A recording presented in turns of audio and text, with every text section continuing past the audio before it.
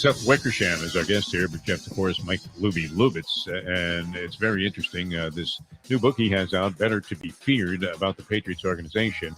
And it's interesting to me, Seth, how you were able to get this access to the team, because the Patriots organization for the last 20 years under Belichick, especially, very insulated, very secretive. You would think even the KGB couldn't crack the codes of some of the things that they are up to and the way that they're operating. And were it not for the fact that they were trying to bust some John at that Asian spa in Jupiter, who knew anything about Bobby Kraft? And imagine the cops are sitting there on the surveillance car and they're going, "Hey, you'll never believe we just walked in there. Isn't that the guy that owns the Patriots?" Oh, my God. Otherwise, we know nothing about this organization. How were you able to gain this kind of access to get on the inside and actually be internally involved with the Patriots organization?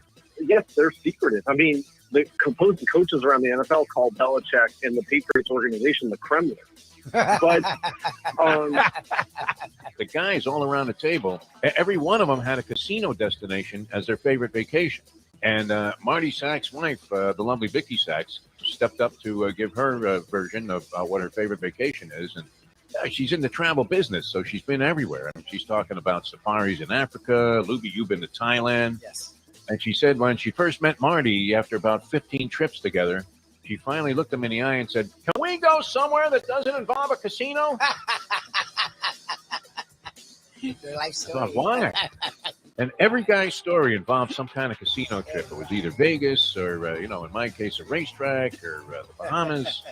Every single one of them involved a casino. And all of the women were just on the opposite page. Right? They're talking about having wine and cheese outside somewhere in Tuscany. And we're thinking, all of the guys are looking at each other as this conversation is taking place. And what the hell's the point of that? The time. Wake up with Defo, joined by Lubie. Welcome to the Defo Show.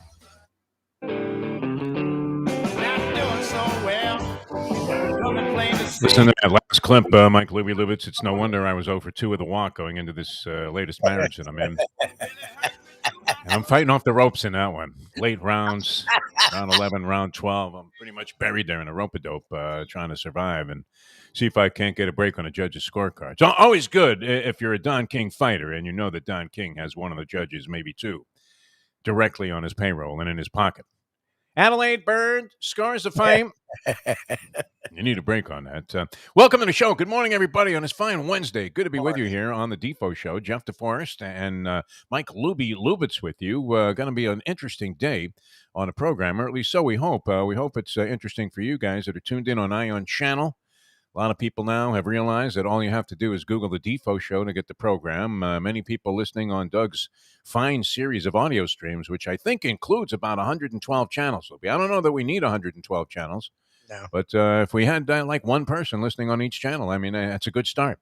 Nice foundation as we head into the real deep part of the holiday season. Still a couple of weeks maybe where you can get something done. I'm hoping so anyway, because we have to make some moves, Mike Lubitz. As people are making all over the world of sport, moves are being made. We talked about this college football thing, and later on, every Wednesday, 8 to 9, very distinguished broadcaster. For those around the country that might not be familiar with the great Tony Segreto, spent like 45 years here. Was he on the air 40 years? 40 years. Same station. I think the station might have switched. There was like a swap of stations at some point.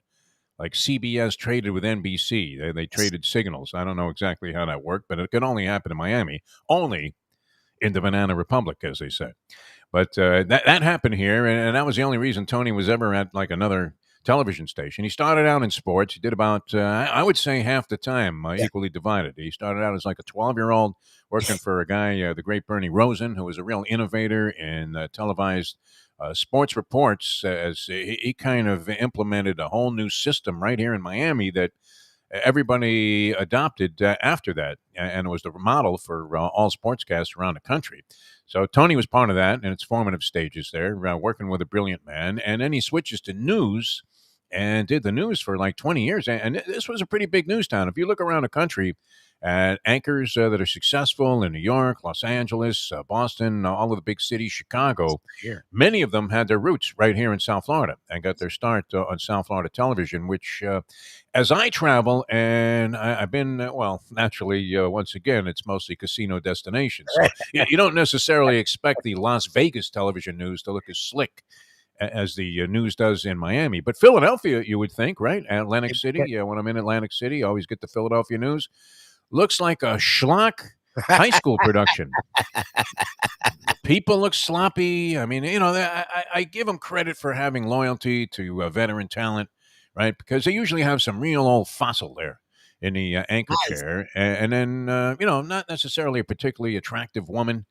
Where, here in South Florida, you pretty much have to be right off the fashion runway. Yep. If you're going to be an anchor here or a reporter. I mean, they have some real, let's face it, they have some hot babes Great looking on the news here. Yes. And then weather, that's a whole nother category there. I mean, if you didn't win Miss America in the last 5 years, don't even bother showing up for the interview. Don't send any tapes. No, we don't want any real meteorologists.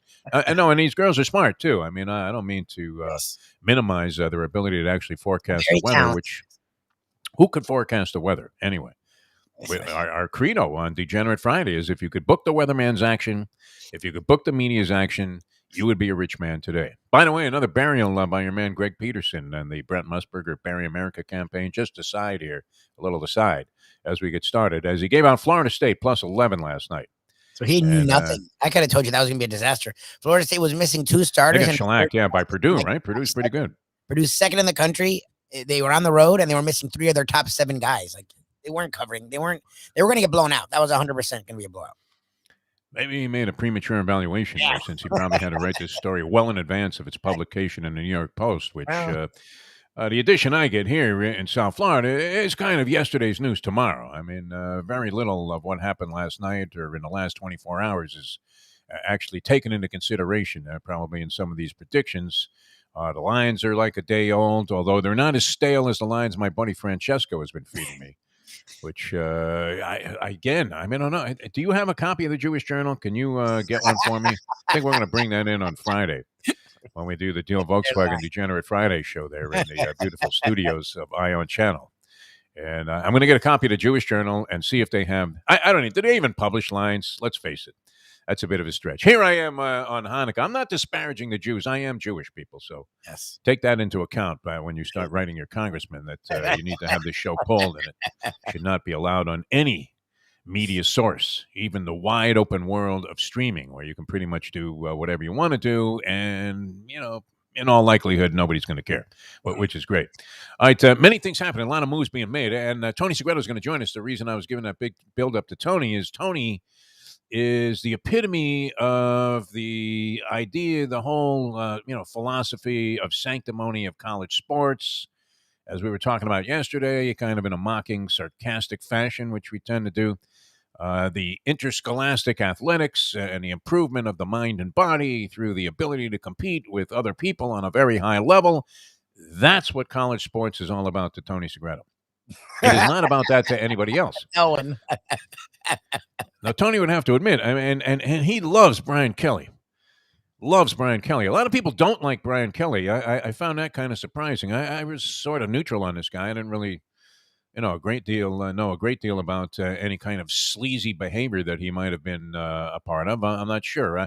I'm always amazed that Ohio State, Alabama, Notre Dame dodge all NCAA intrusions and investigations and any kind of scrutiny by the NCAA. They're never under any penalties. Now, you can't tell me that they aren't cheating rampantly by comparison to some of these other schools that get hammered, right?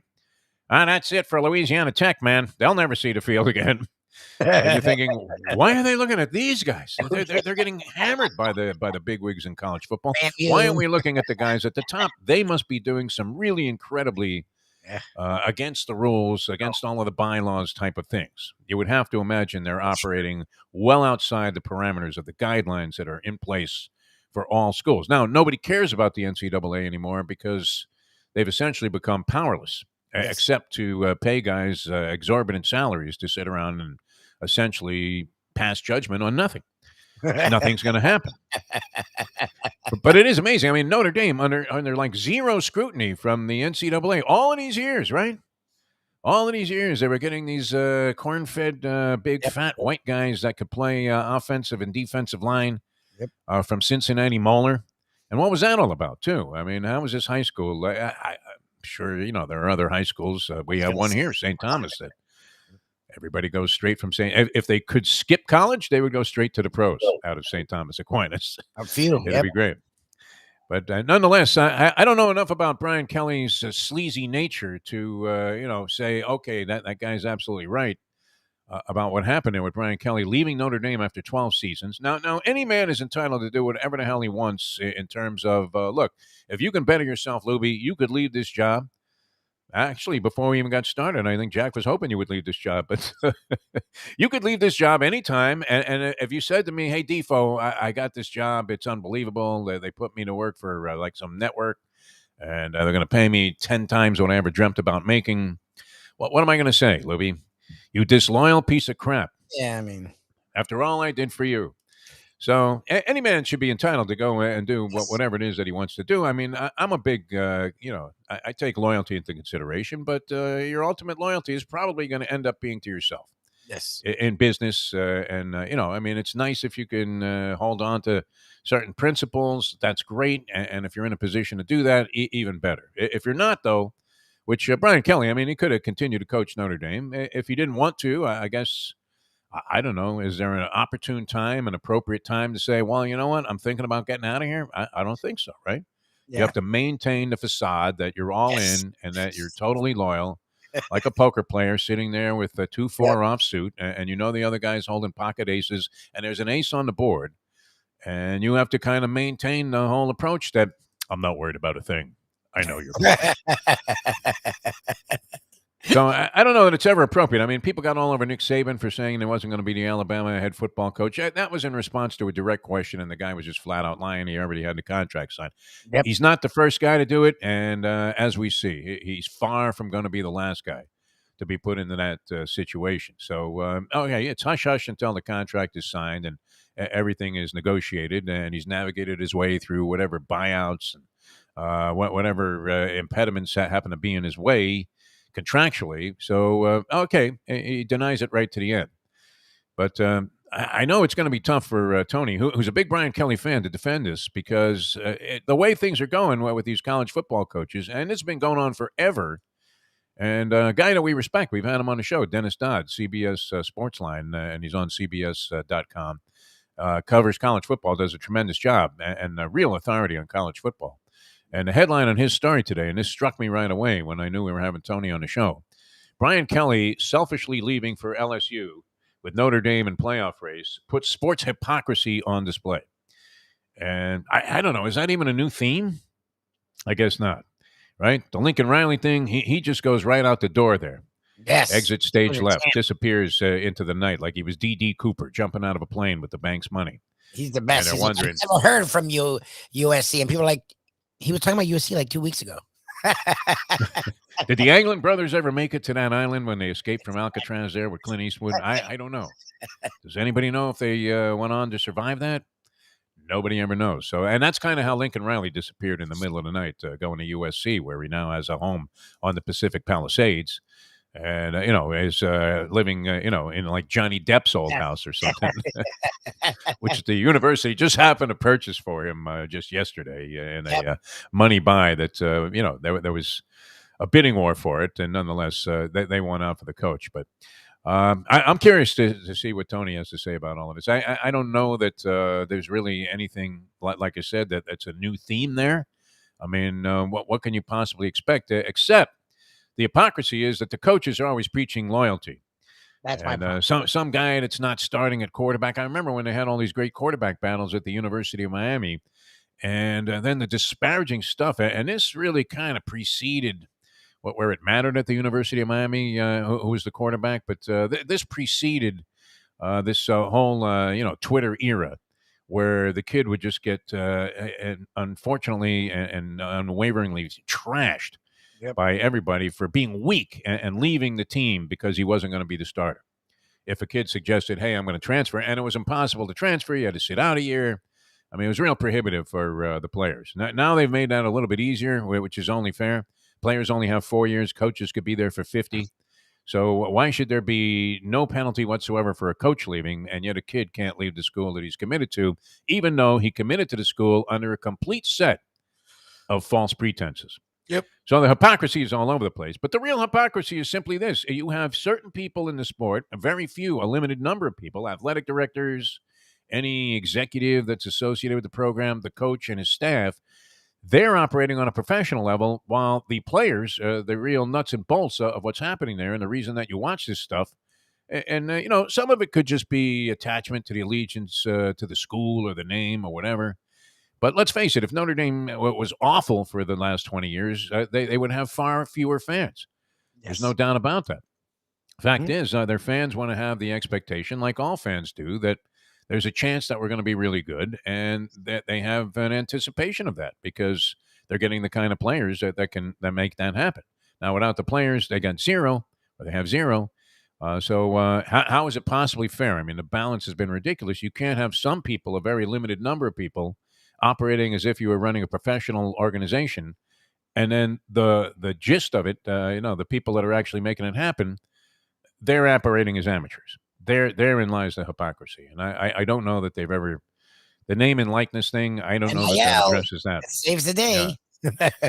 Have we seen anybody else getting any phenomenal deals? I mean, are there minor deals there where some guy is endorsing like a food truck, Exactly, and he gets like $500 a month or whatever, from that kind of affiliation and association, as opposed to these guys that we heard of in the very beginning. You heard a lot of stories about, hey, so-and-so, the quarterback there at Alabama, has already got $1 million contract. Yeah, that sort of petered out. I love everyone was like, it's going to ruin everything. The kids are going to just be robbing and making money, and it's like, no, just the coaches.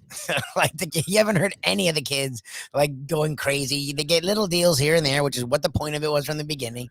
It hasn't made anything out of whack, except for coaches now are getting paid like they're CEOs of Facebook. Oh, ridiculous, man. I mean, as if they founded some new internet sensation. All right, I'm laughing here because our good friend Annie is weighing in on the chat line here. And we love the comments that we get on the chat line. Feel free to do that. How do people do that, man? They just log on and start talking? I think you can. I have to try it from your perspective. I haven't been able to respond because I'm afraid to touch my computer and knock us off the air here. But it says create an account. Be able to talk, but we'll do that. Yeah, I'm going to have to put that together here so I can respond to some of the people. But but Andy hit it right on the head. Speaking of hypocrisy, says, come on, do you read anything in the Jewish Journal except to get a coupon for the Pastrami King? I would be inclined to turn to the lines, I used to read the headlines in the Racing Form under the headline, The Morning Briefing, which I always wanted to title some kind of radio thing that I was doing, The Morning Briefing. Yes. And it was always great because the headlines were so archaic. I mean, they were just paying token homage to the idea that it's kind of like some of the public service announcements that you hear various radio stations play. I mean, they're obligated to do it by FCC regulations that were written when the Magna Carta came out. Responsibility in the local community. Do you really feel in your heart of hearts, having been in radio as long as you were, that the general philosophy of the radio station, that their mission was to go ahead and honor a commitment to do things that were beneficial to the local community? No. I wanted to know, hey, is Zimmerman going to spill the beans on that account for the casino? That's all they cared about. That's all they gave a crap about is the money. Are you kidding me? Same thing with the college coaches. I guess we shouldn't even bother with this thing. It's a ridiculous rant based on the fact that we know this is what the world is really all about. This is the business that we have chosen. All right, the college football playoff still has Cincinnati in there at number 4. They are getting hosed, Lubie. The setup is so perfect. I would have them at 4. Ace them out. They have them at number 4. Georgia number 1, Michigan number 2, Alabama number 3, and Cincinnati. Is that their first appearance at number 4? Last week they were 4. So they were supposed to be 3 in this poll. That's funny that they didn't move. Alabama, which I mean was life and death to beat a 6-6 Auburn team. What a joke. And you can't say they should have lost because they didn't. No, they won. But, I mean, Auburn did everything in their power, as we mentioned. It just never ceases to amaze it. Not just college coaches, pro coaches, coaches on any level, I mean, have no idea how to finish things off. They're doing something, and it's working like a charm the whole game. The whole game. I mean, they're gaining nothing. Now, it is true that sometimes great players and teams they're able to respond. I mean, it happened last night. One of the miracle comebacks I've seen in a long time happened right here on our home ice last night with the Oh Florida yeah, what the Panthers. hell was that? I left. They were losing, and I get home. They won. I'm like, how did they win? They were down 4-1. Oh my God! I mean, you talk. I don't know what the coach said to him. And obviously In hockey. they have an interim coach in there replacing Joel Quenneville. I don't even know the guy's name, right? And I follow this stuff. Yeah. And he I don't know what he said to them between the second and third period. Oof. But whatever it was, they come out and they take like the first 20 shots. I was going to look up the stat. I didn't have a chance to get to it. And I'm not sure if I could find it anyway. Shots on goal in the third period. If you look at that, you talk about putting relentless pressure on. They came out smoking, and they were down 4-1 going to the third period of that game. That's at home. They just lost 4-1 to the Seattle Kraken, the expansion team, and that snapped their 11 straight wins coming out of the shoot at home. They've been sensational, and they've outscored their opponents at home like 51-27, some ridiculous margin, which, think about that. That's in hockey goals, people. Hockey goals. Not an easy thing to do. And so they look like they're absolutely finished last night. They really had the look of the proverbial shot fighters.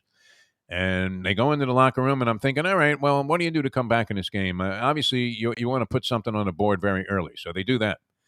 And then you maybe want to score again before the 10-minute mark and make it a one-goal game. Now you're in business here. And at the very worst, even if the other team plays some kind of trapping defense or whatever, the old center zone trap that was outlawed, they go back to Roger Nielsen in the day. Man, that was boring hockey. That was boring hockey. Much more wide open now. The NHL at least addressed that.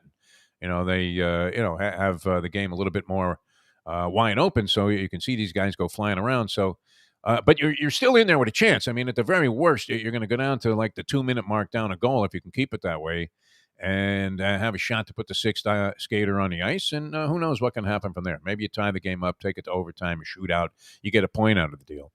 But instead, I mean, they just kept the pressure on and ended up winning the thing 5-4 in regulation with a shot, I think, inside the final minute or right around the 1-minute mark that went in. But a complete turnaround. So it does happen. It's not like it's impossible to believe that Alabama just suddenly was awakened.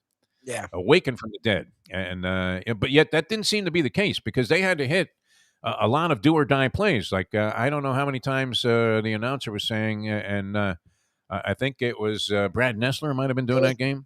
It was Nessler and Danielson. And it was a number one. I don't know how many times Nessler said, "Well, this is the ball game right here." Exactly. Well, this is the ball game right here. It's like, no, it's still going on, Brad. Brad Nessler, a very good announcer, but and he wasn't wrong. I mean, a lot of times there's a play in a game that happens early in the fourth quarter that might be the turnaround, right? You're going for it on a fourth down, you don't make it, you figure, okay, that's going to be it. Other team's going to control the clock for a while, and you're going to be bleep out of luck. Yep. But they came back, so you can't discredit them. They managed to do it. Whatever Auburn did, they helped them out as much as they can, and yet to still get consideration as the number 3 team.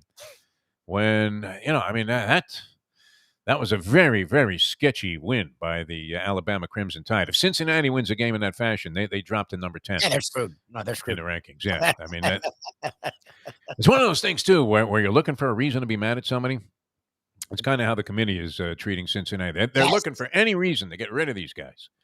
It's going to ruin the entire college football playoff if one of these schmenk teams gets in there because they're unbeaten and they have one win, and it was early in the season over Notre Dame, a place that probably knew at that time that Brian Kelly was sniffing the money that they were going to pay out at LSU to replace our favorite coach of all time, possibly, other than Howard Schnellenberger.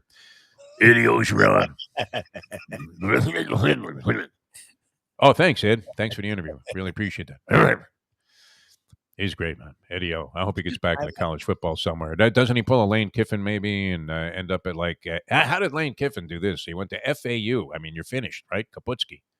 Not that it's a burial ground for a coaching career. I mean, it could be a launching pad, possibly a young coach. But this guy had already coached the Raiders, coached Tennessee, coached USC. I mean, he had any number of glamour head coaching jobs, and all of a sudden you're sitting there at Florida Atlantic while they're in a downward spiral. They'd gone like 3-9 the last couple of seasons under our good friend, we hate to say it, Charlie Partridge, but he left the cupboard very full, old Charlie.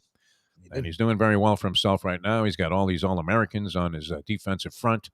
Charlie Partridge, real good guy, but he wasn't having any success there. And Kiffin came in there, and I guess he tweaked it up. He brought in a couple of guys that had played like in a Canadian Football League that still had college eligibility left or something. I don't know what he did. He like snookered the NCAA against the rules and had a quarterback who was 35 years old who was throwing a ball like he was Matty Ice. Wins like 11 games, and the next thing you know, he's got every job offer. I'm amazed, that he's already been bypassed by USC and LSU. Probably ends up, I tell you, he's going to end up at Notre Dame.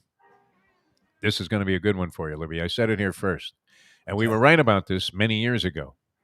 You know who's going to end up at Notre Dame getting a Notre Dame job. People keep saying Urban, but he's said no repeatedly.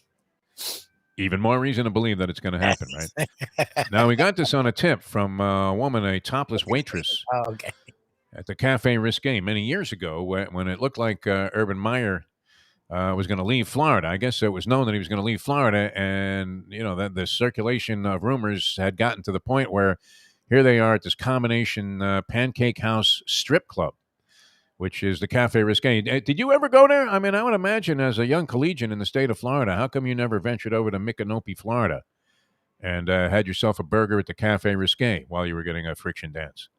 Never happened for you, Mike Lubitz? How come I was there and you never had been there? And I was just traveling through the state. We happened to take a wrong turn on the turnpike or something. Next thing you know, we're literally looking at a waitress that was wearing pasties and a G-string. It's a good concept. That part of the state, you aren't expecting it because the Cafe Risque, I think, sits right underneath one of those giant billboards, for the pro-lifers where they have like a baby in a coffin, and they tell you, hey, you're responsible for this. Praise Jesus, that kind of thing. I mean, that part of the state, very religious. So would you not concede, Lubie, that is part of the Bible Belt? So we're in the Cafe Risque, and the waitress says to me, watch this. I know this for a fact. The Urban Meyer covets the Notre Dame job. Now, he ended up leaving. He faked that nervous breakdown. Here comes my 19th nervous breakdown. And now he's in Jacksonville where he's making gobs of money. Would he leave the gobs of money at Jacksonville to take the Notre Dame job? It seems unlikely, doesn't it? I mean, on the surface. But Notre Dame now knows that they're going to have to, are they going to have to ante up a personal relationship with Jesus along with whatever money it takes to get a coach that can keep the program on the right track? Supposedly they're getting fickle. Like, he's just not unlike a Kelly and a Riley. He actually cares about his team, so he's staying to see them into the playoffs, which would be a total disaster for Notre Dame because that would go into January and you'd miss early signing day and you'd only give yourself like a couple weeks to 3 weeks for national signing day.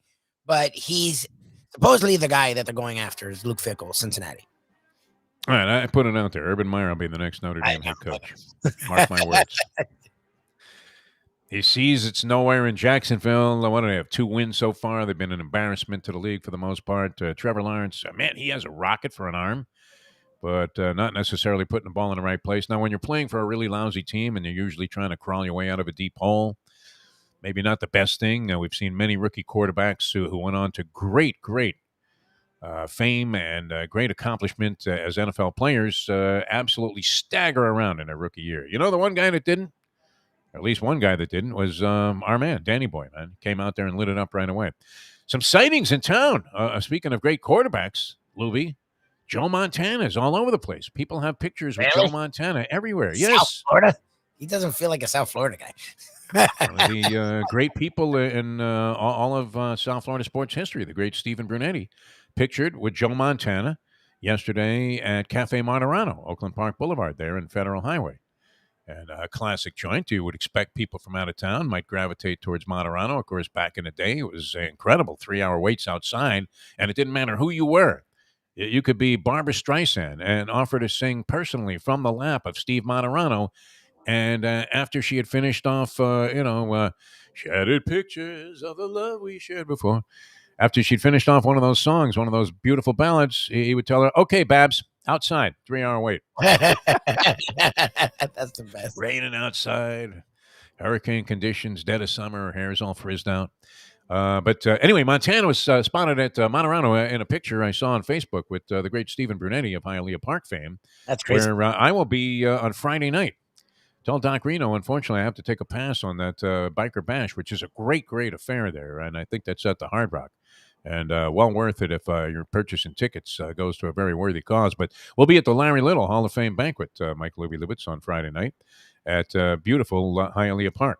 So here's Steve Bernetti with Montana. And Montana was also interviewed as a guy who was circulating around Art Basel, which is taking place right now in Miami. Art Basel, right. So he's probably in town to buy like some $2 million painting. And once again, I don't understand why people conceptually can't see where we're going.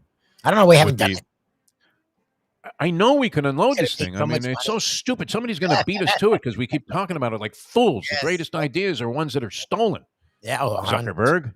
The greatest ideas are the ones that are stolen, right? Facebook, right? Stole the ideas. He had a couple of fraternity brothers, found their notes somewhere while they were drunk, passed out after a hazing. Oh, they showed him, and he jacked it. Jacked it from him. Right? Billions of dollars. Gave him a couple of million in a lawsuit, like later on. That's the way to do it, huh? Anyway, yeah, it was just a brilliant idea, and just stolen. As Art Basel, we want to get the toilet bowl. Now, is anybody? You can drive around, probably, like you see guys driving around in what look like trucks that came right out of Sanford and Son. Yeah, I was gonna say the 60s. Yeah, 70s. The metal thing around it, but it's rusted, and they got like a weird combination of things in there. A cylinder that looks like it was used to propel gasoline, a chair, a file cabinet. I mean, anything with metal on it, and or porcelain, and so every now and then you'll see like a toilet bowl sitting outside, right in the what is that when they haul away the trash? What do they call that? Where you pile the stuff outside? Anyway, I'm blanking. What are you talking? Bulk pickup? You mean bulk pickup? There you go. Nice call, Lubie. That's a term. Thanks. Straighten me out. Can't come up with bulk pickup. That's not a good sign here on a Wednesday.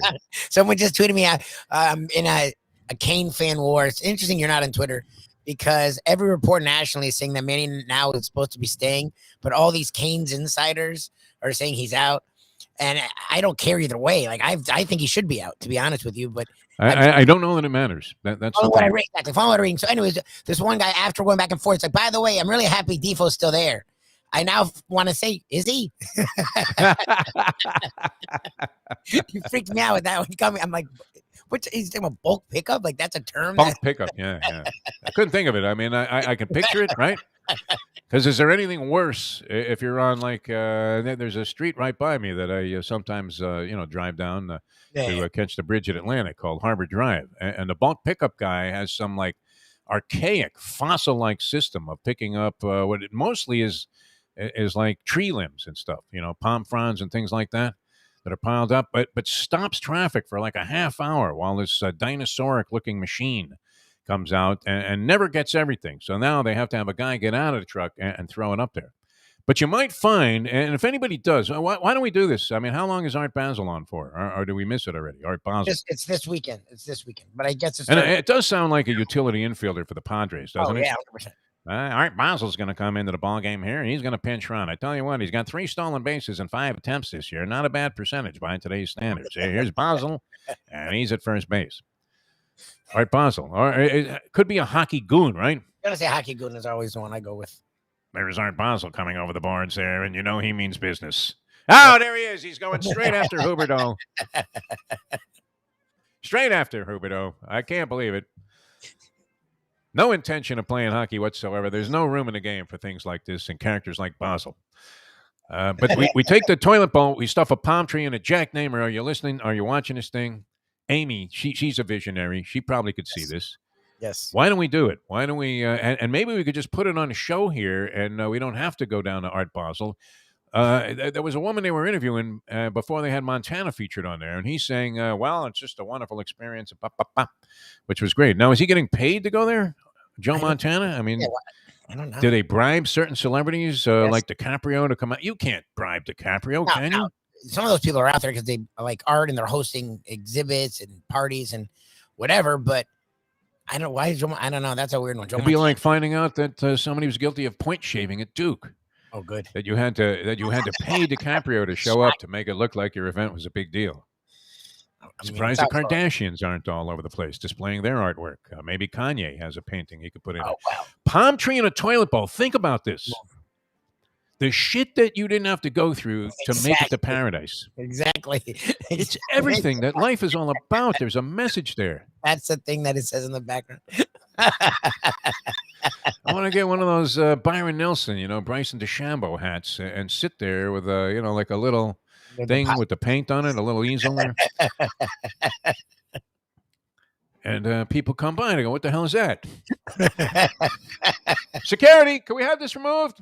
It's offensive. Nothing in art is offensive. If a guy could sell a banana taped to a blank canvas. That was the best. Well, the one and that was blank canvas. And they made a crap load of money on a blank canvas.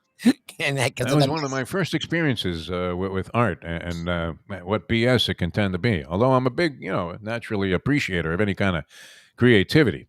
Yes. But they had, I'm in the New York Museum of Art on a school trip from like the third grade. I'll say this for PS20. They tried their best to open your eyes to things. Okay. And make you realize this is an asphalt jungle. And the sooner you can escape, kid, the better off you'll be. Open your mind. So we go to the Metropolitan Museum of Art in New York City. Well, very prestigious, no? I mean, it's not the Louvre, but it's probably that's high on the loop, is it not? Metropolitan Museum of Art. Yes, the Met. It's a big deal. And literally, I'm in the third grade. I'm like 8 years old, and I'm looking at this thing. It's a blank canvas hanging on the wall, and I'll never forget. It was called Homage to the Square. I rest my case, man. We shove a palm tree in a toilet bowl. Jack, help me. Yep, that's what you do. Brad should be working on that right now, no? That's a great idea. What do we put on that? Like 400 grand? That's a great.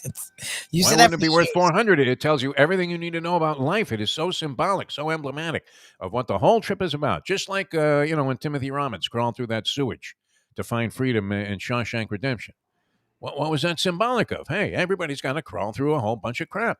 Yes, and that's what we're trying to say. That would be the message of what would we call this thing? And we'll come up with a name for it. I don't even know that we need to name it. Unnamed work of art by Deforrest and Lubie. You just name it. You don't name it. But you know what? When we got interviewed after we sold this piece of garbage, completely conceptually, void of any kind of relevancy whatsoever, which is what I guess makes great art, does it not? That's part of the art of it. It's like a Christo project. Remember this guy, this crazy man that was wrapping up islands and taking pictures? Way ahead of his time. Way ahead of his time. He did another thing in Central Park, right? Then he put up like 1,000 fences in Central Park. And, part of his shtick was that the legal embattlements and entanglements that he had to knife his way through, the red tape that he had to cut his way through, was all part of the concept of the art that he was creating. And then what did he do? He wrapped up those islands, killed a couple of seagulls, and the next thing you know, he was being sued by everybody. You haven't seen him around? No, he checked out, I think, Christo, the artist. One of my favorites of all time. All right, maybe we can get into Art Basel this year. See what we can do. All right, we have Tony Segreto. Speaking of artists, Tony Segreto is going to join us. And I don't know. There's no reason to really... He's not responsible for the hypocrisy of college football. No, I mean... If anything, I kind of wish that, what he was preaching actually still had relevance today. But I don't know that anybody could buy that after seeing what's going on with this. It's not even a coaching carousel. It's like, a coaching windfall, where even the guys that don't go anywhere end up, profiting mightily by the fact that their name was mentioned in a rumor. So we'll see what happens. Anyway, you're saying that Manny Diaz indifference. I believe that's where the Canes fans are at. If he comes back for another year and goes 8-4, do we say, well, he's on his way? That's what they're going to try and say. I don't know. Canes fans want him out, and reports aren't to that. He's on his way to Mexico somewhere or something if goes 8-4 next year with a big pile of capital. All right, we're coming back with more. We're just getting started here, although we've been going for a while. So that's the beauty of the Ion Channel show, the new Defo show here on Ion Channel. Mike Lubitz is with me. Speaking of loyalty, could have stayed at the radio station. Yep. Was offered, ample opportunity to do just that. I'm here. How many dishes did they have for you to wash, though? I mean, that's the problem. That would have been a rough one with no show. Working at a radio station as a performer with no show is not a great position to be in. So we're happy to be here. Tomorrow we'll have the Trivia Challenge, Hialeah Park Trivia Challenge. I mentioned the Larry Little dinner. I'm not sure what the availability of tickets are for the general public for that. Probably sold out by now, I would think. But check it out at hialeahpark.com because that's a great thing. Who's your favorite there, Lubie, when you're circulating around? Is it the Merc? Merc's always great, man. Mercury I like Morris. Merc's fun. Yeah. It's a good time. I think Ted Hendricks is part of that thing. A lot of greats. I like along with Larry Alfredo. Little. Alfredo is also fun too. Johnny O, yeah, always kind of a trip. Johnny O, you run into him at the bar there, and no, it's always a great time.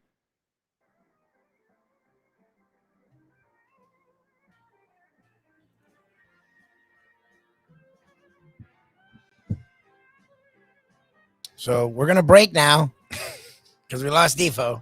We'll be back and we're gonna have OJ McDuffie next on the Defo Show here on ION Channel. Hey there, it's Mike Mayo. Do you like steaks? Do you like seafood? Do you like classic old Florida charm? You could get that all. A lot of great events coming up. I don't know. You got a million things working here, really. What happened? You hit the wrong I button? went to break because you're here now. You left me, so I went to break. Okay. You can finish if you All want. right. Hialeah Park. Let's put it that way. And we want to come back. We want to give OJ plenty of time here. Tony Segreto is going to join us. OJ McDuffie, Dolphin great, going to be with us here on the program. And he's always very candid in his thoughts. So we're looking forward to speaking with him. Back with OJ in a moment. Now that. The time. 7:42. Hey there, it's Mike Mayo. Do you like steaks? Do you like seafood? Do you like classic old Florida charm? You could get that all and more at Tropical Acres Steakhouse and Butcher Shop. It's at 2500 Griffin Road in Dania, just west of 95. The Studiali family, they've been running the place a long time. It's been there more than 70 years.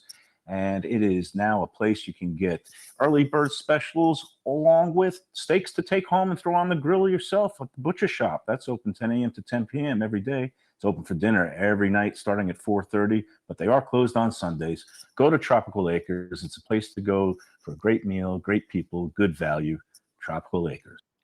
The championship meet is right around the corner at Gulfstream Park. The only place for live racing, Gulfstream's action has never been hotter. Whether it's on the track, in the casino, or part of the dining and entertainment offered at the Village of Gulfstream Park. Currently running Thursday through Sunday, Gulfstream's racing package is the best in the country, with all the top horses and people in the game pointing towards another tremendous winter season. Check out the remodeled first floor casino, open 7 days and nights a week, along with the many special events and concerts happening at Gulfstream Park. You can place your wagers from anywhere at firstbet.com. Check the calendar of events at gulfstreampark.com. Destination Sport Miami is here to revolutionize the sports landscape in South Florida. The largest indoor multifaceted sports complex in North America is on the way, with distinguished leaders of its various sports programs and unparalleled access to the finest indoor training fields and facilities. Destination Sport Miami will set South Florida apart as the destination of choice for elite athletic training and development, and for its dedication to youth programs and sports on all levels. A phenomenal concept and a powerful undertaking, Destination Sport Miami will also be an important commodity in the sports business community as well. Destination Sport Miami, its time has come. These days, we're all looking for comfort anywhere we can find it. Thank goodness for Landlubbers Raw Bar and Grill in the Plantation location, because they are making sure you are as comfortable as possible. First of all, they're not only open for delivery and pickup. All you have to do is go to landlubbersbarandgrill.com for both pickup and free delivery. Their hours have changed a little bit. Monday through Thursday from 3:30 to 10, and Friday, Saturday, and Sunday from 11:30 to 10. You're going to have the best wings in the world. You're going to have a great burger. You're going to have their amazing soups. Again, Landlubbers, Raw Bar and Grill. It's nice and easy. Just go to landlubbersbarandgrill.com for both your pickup and free delivery. Thank goodness for Landlubbers for making you always feel right at home. Since day one of Old School, we've had Catholic Health Services be part of our family. They are recognized as the quintessential rehab facility in the Southeast for strokes, but it goes well beyond strokes, because Catholic Health Services is in the community of South Florida to help the community stay healthy. And if they're not healthy, get them healthy and get them back on their feet quicker than they could have ever expected. They do it every single day. It's step and repeat, 24/7. Catholic Health Services. Buy or lease a house and take it to the house at Deal Volkswagen. Hannah and her team make your next VW purchase or lease so easy with new inventory rolling in daily and the biggest selection of certified pre-owned vehicles in the business. You can make your deal online at dealvolkswagen.com or visit the beautiful showroom in the classic location, 3601 Bird Road, right in the heart of the Gables. Or give Anna and the team at Deal a call at 305-448-DEEL. Jettas, Passats, Tiguans, Atlas models, and the hottest vehicle in the industry, the new Taos, all at unbeatable prices and all ready to roll off the showroom floor at the #1 Volkswagen dealership around, Deal Volkswagen. We always count on calling O.J. McDuffie anything related to football or social issues. He's always brilliant on this. And we welcome him to the show here to help us celebrate O.J. McDuffie. Now, how many UM Penn State games? Were you ever involved in a UM Penn State game? Where you? 2. We lost both of them. Oh, wow. Yeah, we lost both. We lost here. We lost, in this big game, beginning of the year, UM could have made that a night game, right? They could have made it a night game. It's early September. But instead, they made it a noon game. We're coming from Pennsylvania here, and then over the loudspeaker, they said, today's temperature is 94 degrees. I think we lost. Man. We lost. I think the game was over at that point right there. We knew it was over. We almost died, man. We probably had a whole team, the whole plane cramped up on the way home. Yeah. The Orange Bowl, too, was like walking on hot coals, was it not? It was so hot. And it was the first game we decided we're going to wear. You know what? We're going to wear full jerseys. Penn State's known for those cutoff jerseys. So this is the first game we decided, you know what? We're going to go out in these full jerseys. They button at the bottom, like baby clothes, you know what I mean? Well, everybody was cutting that off. Everybody cut all the uniform back off, man. I was back to my half shirt. The hell with that, man. This is not going to work. This is not going to work. The only way to get your morning started is with Defo, joined by Lubie, right here on The Defo Show.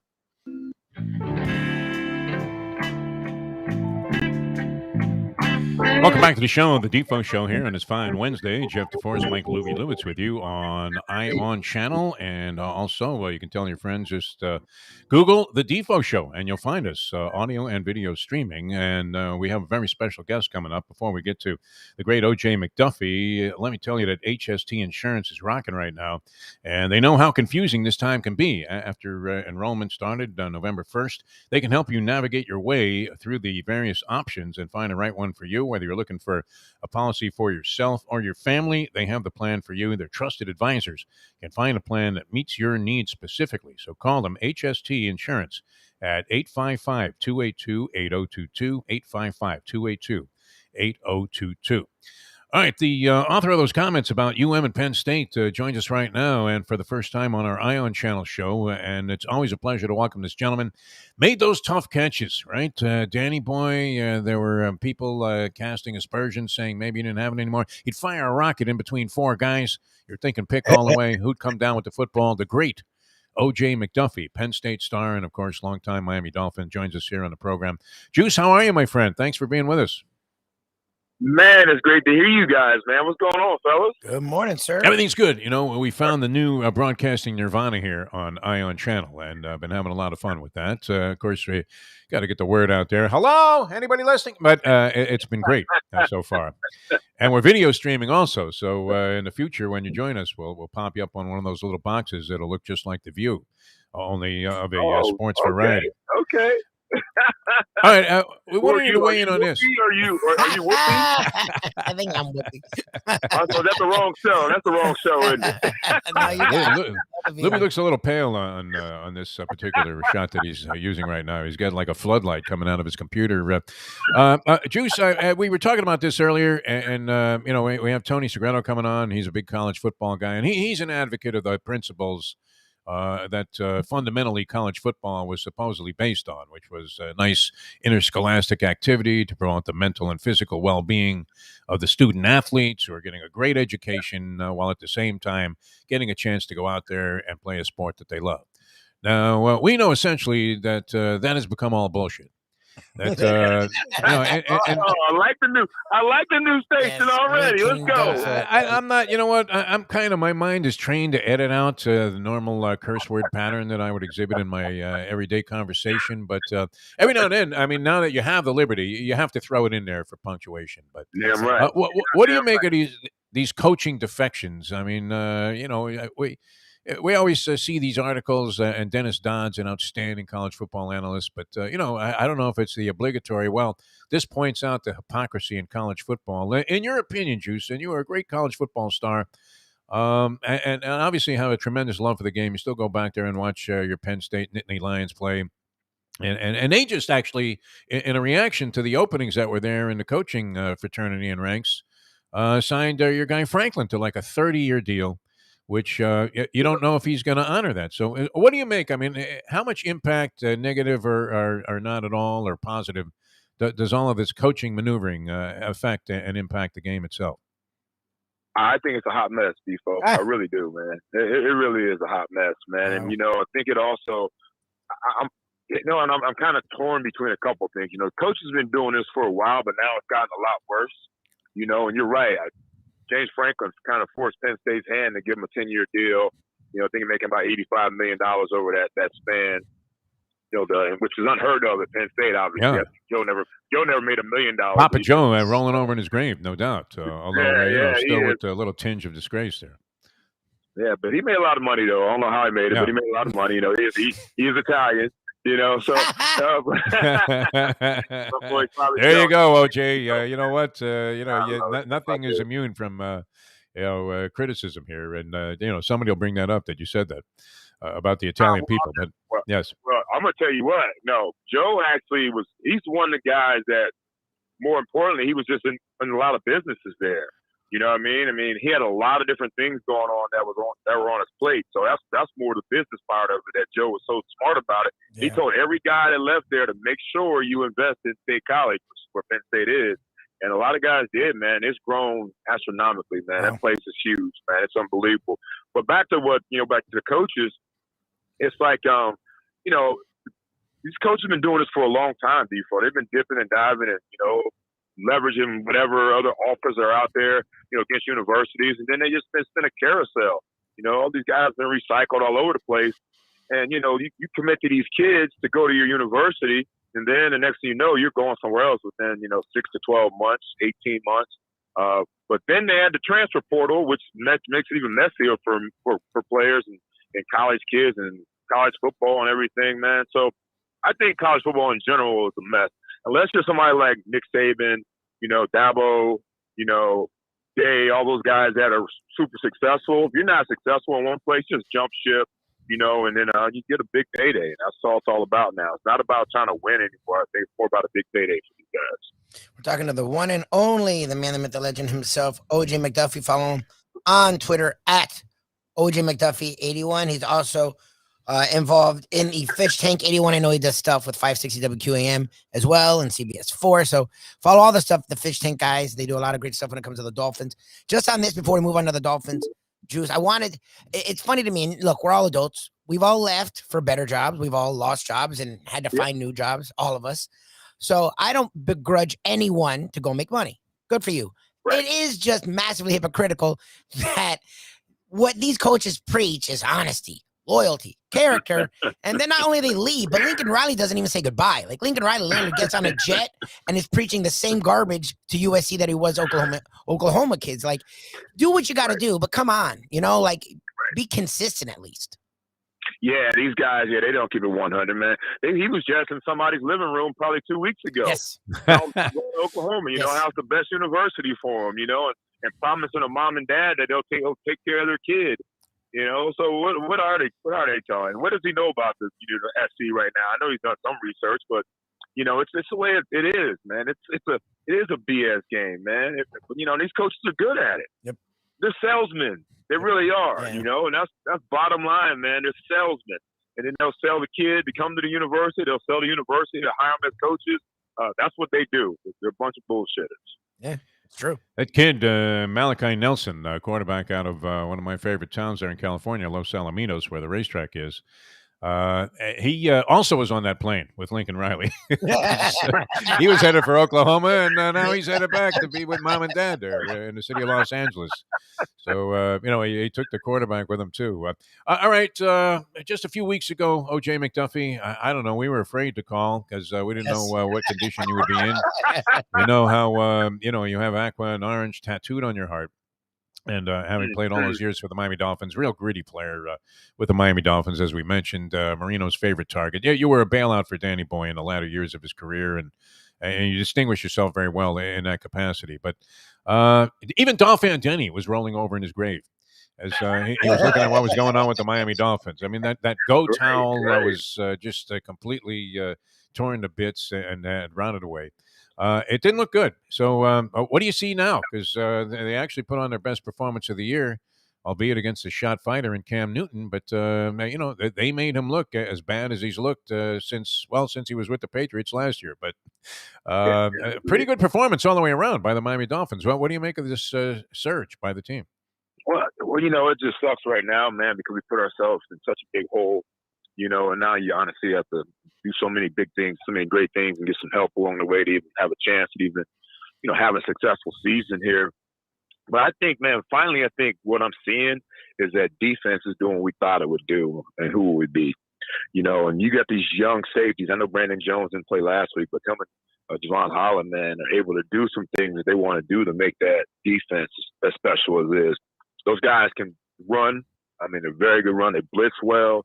They're interchangeable, but they also know the defense well. I think at the beginning of the season, I don't think that it was so basic. I was wondering where we going to go back to like a Biba defense, all these exotic blitzes and bring guys from different angles. And I think that's been the difference. The fact that those two guys have been able to help that defense, to be smart in that secondary and that final level to get guys in the right position. Then you see guys like, Jalen Phillips coming along from the U. He balled out last week, but I've seen it on film a lot. You haven't seen the results until like last week, but man, the way he runs around, the speed, the attention to detail that he has is amazing. I think Jerome Baker wasn't very healthy or wasn't playing his best at the beginning. Now he is. Our top cover corners are playing better. I think it's a combination of things, but more importantly, I think it's been on the defensive side of the football, giving us a shorter field, scoring at times, scored on special teams last week. So I think what's happened is that the part of the team that we thought we'd be able to lean on, the defense, is finally living up to what we thought they'd do. We learned yesterday that Stephen Ross's wife has filed for divorce, O.J. McDuffie, and we thought it was because of his failure to go ahead and overlook certain indiscretions possibly committed by Deshaun Watson and not bring him in as quarterback. Now, after this Phil Simms-like performance of 27 for 31 by Tua, who I know you're a fan of, and we all are. We're all rooting for the kid to be good. It'd be nice to see that they hit on something with this guy, and he seems like a real good character guy and kind of guy you would want leading your team. Very likable personality. Did he finally answer his critics, or obviously, one game you can't judge somebody on, but is he starting to trend in the direction where you think, okay, forget about Deshaun. Listen, Mrs. Ross, here's a pile of cash. Just go away and shut up about the quarterback. Yeah, yeah. I don't know if she cared about Deshaun Watson, to be honest with you. I know you're right. Maybe that's why she's dumping the guy, though. It could be. There you go. Could be. Who knows, man? It's probably multiple reasons. I could probably read about a lot of reasons why. But no, yeah. Mr. Ross, man, he honestly just tries to do the best thing for the team, for the organization, man. Everybody talks about it sometimes, but all he does is write checks. Facilities, stadium upgrades, whatever's going on with the Formula One, whatever it is, man. So I think Tua, though, I think we're trying to figure out what we have in Tua, and they're starting to make those adjustments for him. Yep. Everybody's worried about him not getting the ball down the field, worried about his arm strength. Maybe that's not his game, and I'm starting to feel that way. It's not his game. So, and plus, think about this, though, man. I mean, his top three receivers really don't even play. Never. Waddle's become his number one now, but when you got Fuller and Devontae Parker out, so basically the whole season, his game plan is throw to the tight end, throw it to the backs, throw it to Waddle, short. And that's been good. But he's so smart with it. And as long as he continues to progress with the middle part of the game and the game starts to slow down, which I think it is, he's making the right decisions, and if guys make the plays, I think we're going to be all right. With a line that's gotten better, but it's still got a long way to go. So I think the Tua situation, and just think about it too, when you talk about Deshaun Watson after the trade deadline passed, it seemed like Tua started to play a lot better too, right? He had a lot of left on his mind. And so I think that worked out well for him too. But I think that, Chris Greer and Coach Flo, I think they knew that, no matter what, that Tua was a guy that they can count on. But they had to be reassured, and we still got a long way to go. We're still not sure yet. I am, but they're probably not sure yet. Yeah, well, I mean, obviously, you need to see more, and you make a very valid point. Not only horrific offensive line play, especially through the early portion of the season, seems to be a little bit better now, but no real prominent outside receivers, and this Waddle has acquitted himself very well. All right, one final thing here, O.J. McDuffie, and thanks so much for being with us here on the program. I don't know if you were at the beach about 5 weeks ago, but that was Lubie that was responsible for the Greer Must Go banner that was being flown over the beach there, right behind the Coppertone guy, and I think it's the Good Greek Movers who has all the advertising out there. Right. But I don't know. I mean, did it just take a little while? Sorry. Yeah, I mean, some of those guys, he whiffed on the guy whose name nobody can pronounce, Andre Iguodala or whatever that kid's name is. Yeah. And but I mean, a couple of guys really came to prominence here after they didn't necessarily start out the season lighting the world on fire, but Waddle's been very good right from the start for the most part. Tua, is obviously a second-year guy, but he's showing signs. This Phillips gets 3 sacks. He looks like Michael Strahan out there. And you mentioned Holland, who came up with a big pick in the ball game, and it was a very heads up type of play, the kind of thing that you like to see. So, did it take just a little while longer to click in, or do we still need the so-called verbal lynch mob out there on Chris Greer and his general manager tenure? Yeah, well, you know what? I mean, I know he's happy about those top 3 for this year's draft. And then we just talked about Tua, from last year's draft, and then we got to see what Jackson can do. He struggled, moved him inside. We'll see if that's going to be the position for him to make him successful. And I don't know about Igbenogany. I don't know what's going to happen with that one. So you think about it. If you don't hit in those first 2 rounds, Defo, you know the game, and Lubie, you know the game, man. If you don't hit in those first 2 rounds, people are going to be calling for your head. But these 3 right here are actually holding it down for him right now. This year's draft class is pretty much holding it down for him. Yeah. So that's big for him. And it's good to go out and see those boys go out there and play that well. I think what we had, Jalen Phillips was rookie of the year for defense. Rookie of the week in defense, and I think Waddle was rookie of the week for offense. Man, that's big time. No matter what, you got guys going out there and performing and proving you right week in, week out, and that's what Waddle has done. And I think Phillips will probably do that the rest of the season. That's what it's all. That's how you judge. So. Then you got to look at free agents and things like that. We can dig deeper into that another day. But I think so far these young guns have made him look really good, and I think I think Lubie's going to ground the plane this weekend until we'll see what happens. We see what happens after this Giants game. He couldn't believe it. $300. He said, "You were only up there for 10 minutes. 10 minutes." Right? Like he was renting a jet ski in the Bahamas, and they start flagging you in after like 15 minutes. Wait a minute, I paid for an hour. Juice, we love you, man. Great stuff. And glad to see you prospering on so many formats and platforms. Always great analysis and very candid as well. Thanks so much for being with us here on our Ion Channel show, and hope you'll come back many more times. Thank you guys for always giving me a voice, man. I appreciate it. Thanks, man. All right, thanks a lot, O.J. McDuffie. All right, we're going to play Let's Face the Music here. I don't think we can put Tony on the spot for this thing, Tony Segreto, when he joins us here with Old School in just a couple of minutes. Ask him. I wouldn't put him on the spot per se. I mean, look, he knows his story. Look, he's a smart guy. Well, no, look, he admits that his beliefs aren't what the world of college football believes. Look, he's on every board, so he tries to put his beliefs into the ridiculous business-laden world of college sports. Like, he's not that naive. But he feels it because that's how he grew up. When he was in college, that's what it meant to him. But it's not what it means to the execs and the coaches. That's for damn sure. The world of broadcasting has changed. Oh, yeah. The world has changed in general. Yes. And maybe not always for the better. But certainly the rules that were written for college sports, football, basketball, all sports for that matter, which can't be included under the same umbrella. Because 2 are strictly business, and the rest are there, and that's great. Although, I don't know, does college baseball, that must lose money too, huh? It does. I think college baseball lose money.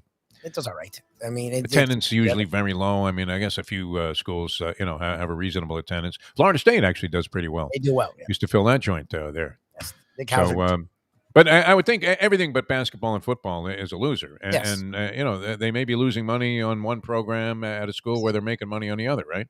Yes. Like Duke football, does that lose money while Duke basketball makes a zillion? It doesn't do it. But the rules were written before any of this was in play. So, Yes. I mean, obviously, they're not really applicable anymore. Tony's going to join us next, a little old school with Tony Segreto. Many things to talk about with Tony, iconic broadcaster here in South Florida. Brought to you by Texas Roadhouse Restaurants and also the great people at Catholic Health Services. Really a terrific organization, any kind of medical rehab. And in a case where I employed their services, unfortunately, it was home hospice care for my mom as she was released from the hospital. And they said, pretty much a standing 8 count, it's over. But you have to put people together that can really help you in those kind of stressful situations because there's a lot of stuff going on. Is she going to make it? Is she not going to make it? And, they were the right people. I mean, that was the right call to make, Catholic Health Services. Tony's coming up next here on Ion Channel. We thank our good friend Jack and, of course, Amy, Brad, all the people there for putting this thing together. Tomorrow we'll have the Hialeah Park Trivia Challenge Friday, a Deal Volkswagen Degenerate Friday, and they'll have the opening of Gulfstream the following day. So be appropriate to be featuring that on the show. Back with more with Tony in a moment. Now that. The time. It's 8:06. Destination Sport Miami is here to revolutionize the sports landscape in South Florida. The largest indoor multifaceted sports complex in North America is on the way, with distinguished leaders of its various sports programs and unparalleled access to the finest indoor training fields and facilities. Destination Sport Miami will set South Florida apart as the destination of choice for elite athletic training and development and for its dedication to youth programs and sports on all levels.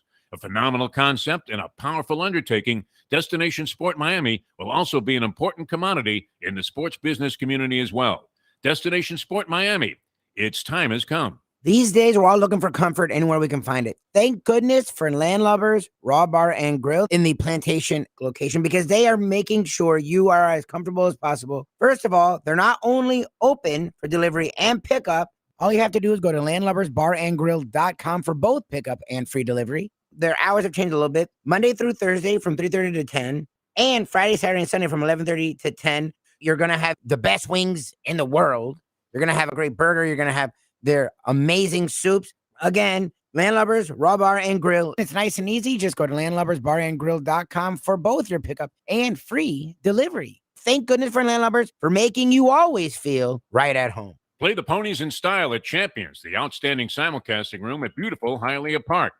Yes, the grand old lady of thoroughbred racing has never been more vibrant, and you can wager on the races from the top tracks around the country while enjoying a cocktail at the Brass Rail Bar or any of the fine food served throughout the facility. If poker is your game, you're covered in style, and you can play all your favorite Vegas-style games, including blackjack, craps, and roulette in Hialeah Park's sizzling hot casino. Get a player's card when you walk through the door for all kinds of generous amenities, including our favorite, free play, when you come out to the ultimate casino and entertainment destination, Hialeah Park. Hey, folks, Tony Segreto here. What if I told you you could go to a great restaurant, feel completely safe because their COVID protocol is unmatched, have an amazing meal, have a great time. When the bill comes, you won't get sticker shock. You're going to say, that's too good to be true. No, it's not. Because I'm talking about Texas Roadhouse. Great family atmosphere, great atmosphere for a couple, great atmosphere if you just want to go by yourself and watch a game and have the coldest beer in town. And while you're doing that, have the best bread in town. All at Texas Roadhouse. Everything you get there is fresh every day and made sure it's served at your table, hot and ready to go. And the best part is you don't get sticker shock because the prices are amazing. Texas Roadhouse. Recently, we realized it's not just hurricane season that can hurt us. Any time of year, things can happen to your home or business. And the insurance company can be your friend, but they also can be your enemy. Horizon Public Adjusters, Justina Testa, are here for you to help this process go so much easier. Before you call your company, call Horizon Public Adjusters and Justina Testa at 954-809-8752. Would you go into court without an attorney? So why would you go up against an insurance company without Horizon Public Adjusters and Justina Testa? 7 to 10 times more money recovered with a public adjuster than if you went on your own. If there's no recovery, there's no fee. Give them a call at 954-809-8752. Why go up against insurance companies alone when you can have Horizon Public Adjusters and Justina Testa on your side? Hey, it's Mike Mayo, the Gambling Gourmet here for my friends over at Shenanigans Sports Pub. It's a great place to go to take in a game, a good meal, and a couple of drinks. My friend Patrick, he's been doing it a long time, and he's got 2 locations. West Side is right across from TY Park in Hollywood. And then the East Side location is at 1300 South Federal Highway in Dania Beach. Shenanigans is the place for wings, burgers, barbecue, fresh fish, anything you want, drink specials, late night dining, outdoor dining. It is the place to go, family friendly. Go to Shenanigans and tell them the Gambling Gourmet sent you. What we gonna do right here is go back, way back into time. We are now taking it old school with the one and only Tony Segreto, brought to you by Catholic Health Services and Texas Roadhouse. Tell me, doctor, where are we going this time? Welcome back to the show. Great to be with you. Jeff Deforrest, Mike Lubie, Lubitz, the Defo Show here on ION Channel. And all you have to do is Google the Defo Show. You can catch us audio and video streaming. And we welcome into the program. Got to this a little bit late here, but a lot to talk about. With a great one himself, iconic broadcaster here. As we mentioned, I want to say, Tony Segreto, did you split your time evenly between sports, number one sportscaster, and number one news anchor in the 40-some-odd years that you were there with NBC? Yes, I did. Actually, the first 4 years of doing just news, I split duties there. So, by the way, I just wanted to know if I should have come on to this hour, which is now, 48 minutes? Is that what we're doing now? We're going to let you do all the talking this hour. I don't think that's possible with you guys. I don't think that's possible at all. Should I have come with a hard hat and a gavel or something? Nah, I'm not going to blame you for this. Well, I had to stop before you came on. I just listened to the last 20 minutes of with OJ, and I don't know what even to say with all of this stuff going on, because I think it's a shock to everybody what's going on in college football in terms of one big job opens, another, one big job is closed, another big job opens, how coaches handle it, how they don't handle it. I'm not sure. I know this. To Lubie's point, I think Lubie actually was the mind of wisdom in that threesome. Come on, no, I'm telling you, you're really losing it up there in the cold. No, I'm not. Here's the deal. I don't know what the answer is to saying I'm leaving or not leaving, right? Yeah. Because you put a lot of people in jeopardy here, especially if the deal falls through. What I do agree with Lubie, and I think his point should be well taken, is once the decision is made, how that coach handles his departure. I think that's critical. Leaving his team, how to inform his team, how to inform his coaches. Don't leave his coaches hanging out to dry, especially if they're in the house recruiting a player. And the next thing you know, they're walking out of the house and they hear that, they're no longer be not with the employed. organization. That was my favorite. One of the coaches walked out of a kid's house, was all geeked up, and looked on his phone and was like, "Are you kidding me?" Yeah. So I think in that case, it's a shame. And is this big business? Listen, I told you how I feel because I still believe in the purity of the game. But there's no question this is big business. These guys are getting, $250 million. What was Brian Kelly's deal? I'm not going to leave unless I get that $250 million fairy godmother. Pretty much got he may have gotten it. Yeah. So, in Gumbo alone, I mean, they're paying this guy in so many different fashions. So I get it. But here's what's bothersome to me right at the moment is I did not realize this until I heard it last night watching the reveal of the top 10 or the top 25. And that is, let's just say chaos happens, right? Let's say Alabama loses. Let's say Cincinnati loses, which is possible. And other dominoes fall, similar to what happened to Miami in '83 when Miami wound up in the national championship game. Notre Dame, in terms of Brian Kelly, could get penalized because he's not there. They take into account, which I did not know. I did not, maybe I knew it subconsciously, but I didn't even realize it because I never thought it would come up, but it did come up. So I think that's a shame if that happens to the players and the coaches who have worked so hard. I think that's a shame that would happen to them and they'd get penalized for that. What's funny, though, before you came on, and, naturally, when I first turned on the computer this morning, started looking at some sports stories, and I came across this headline from Dennis Dodd on a CBS.com sports story. Brian Kelly selfishly leaving for LSU with Notre Dame in playoff race. put sports hypocrisy on display. And yet, thinking about it before you came on, this happens every year. I Yeah. guess it's a stunner to see Lincoln Riley, who was always rumored with every open pro vacancy. Everybody was going to go after Lincoln Riley. You did not expect him to make a parallel move and go to another college program out of nowhere with Oklahoma when they're rolling. I mean, they're sitting there knocking on the door. He's got this top recruit, Malachi Nelson, out of Los Alamitos High School in California, which you would have to think is going to be his big strategy. A good recruiter in California should be able to restore the USC program to some level of prominence, especially if he can bring in a real, stud 5-star quarterback that actually is effective. Yeah. Well, So he's taking a kid with him too, but I guess it's just a stunning fashion in which these announcements were made. Well, I think a lot has to do with the fact, Defo, excuse me for the interruption, but listen, I think we have to face the reality here that with early signing date, December 16th, right? And the transfer portal, it is critical that a lot of these schools move quickly. Now, look, you're right about Lincoln, and who would have ever thought that Brian Kelly would leave Notre Dame? And quite frankly, they have, whether you know it or not, they have right now the number 4 recruiting class overall in the country. Top 3 class. This is probably his best class there. Like he So, and you're 50%, 50% shot at getting to the big dance again. That's tough, man. That's tough for the kids. It's tough for the program. It's tough for the fans and the supporters. And now, and guys like, I give credit to Oklahoma's AD. I give credit to Jack Swarbrick at Notre Dame for the way they've handled it, the class that they have shown. There's been no disparity, nothing like that where discouraging remarks about these coaches leaving and what they've left them. They're only positive about how the program was left compared to when these coaches came in. So I give them a lot of credit, but I feel bad for these kids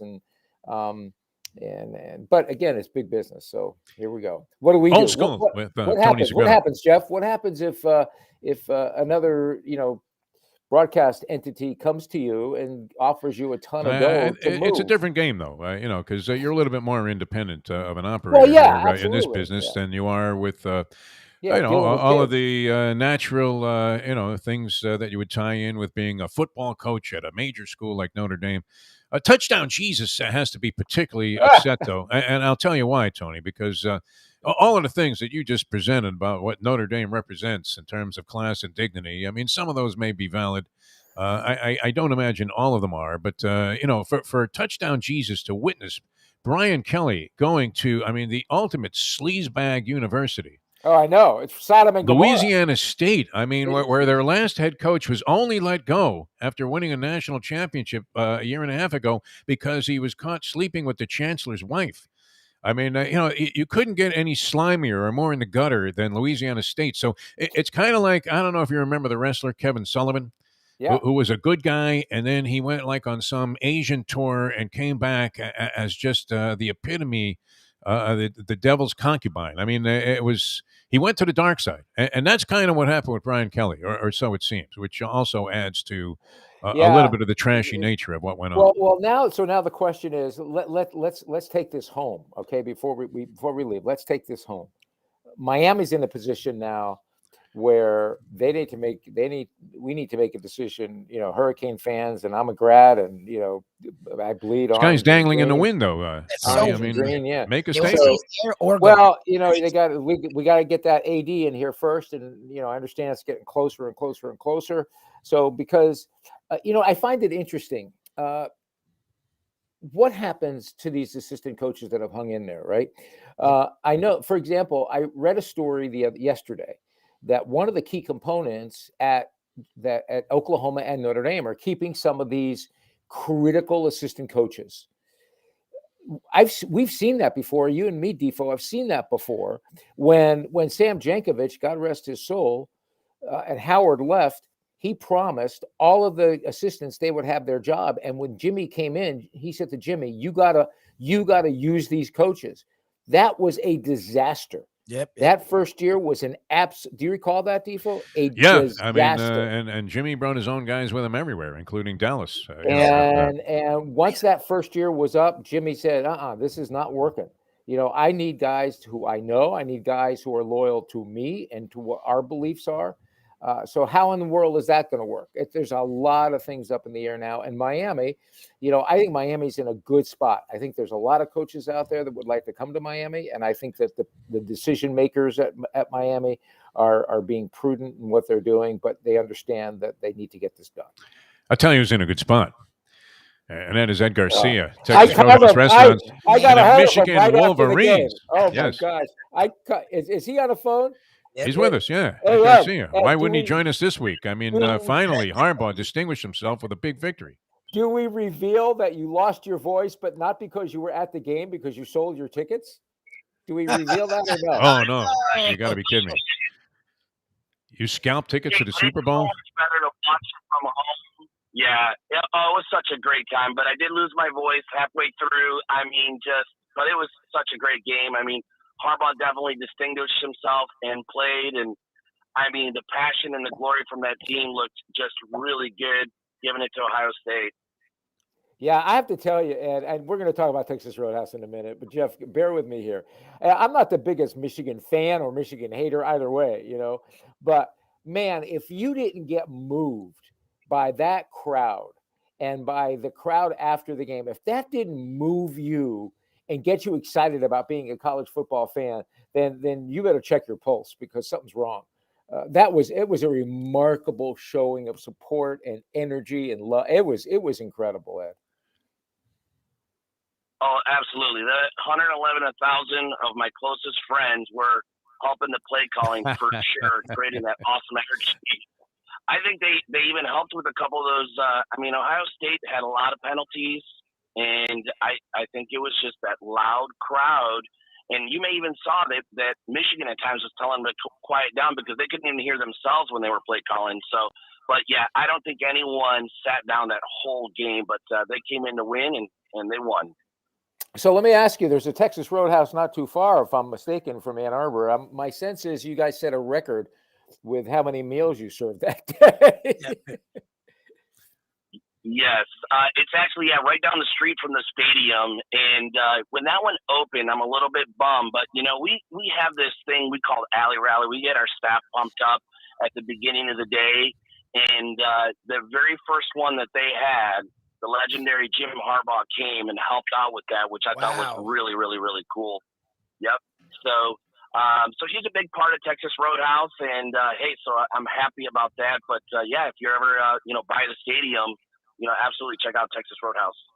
Well, we're heading into December. Today's December 1. We're getting ready for the holidays. How can people take advantage of Texas Roadhouse in terms of I know you've got great ideas for giving gifts as a Texas Roadhouse gift, and not to mention preparing for your Christmas dinner and what you can do with Texas Roadhouse. I want to get an early start on this so we can get it in people's minds, Ed. Yeah, no, 100%. The biggest thing right now is that we have some awesome gift card specials that are going on.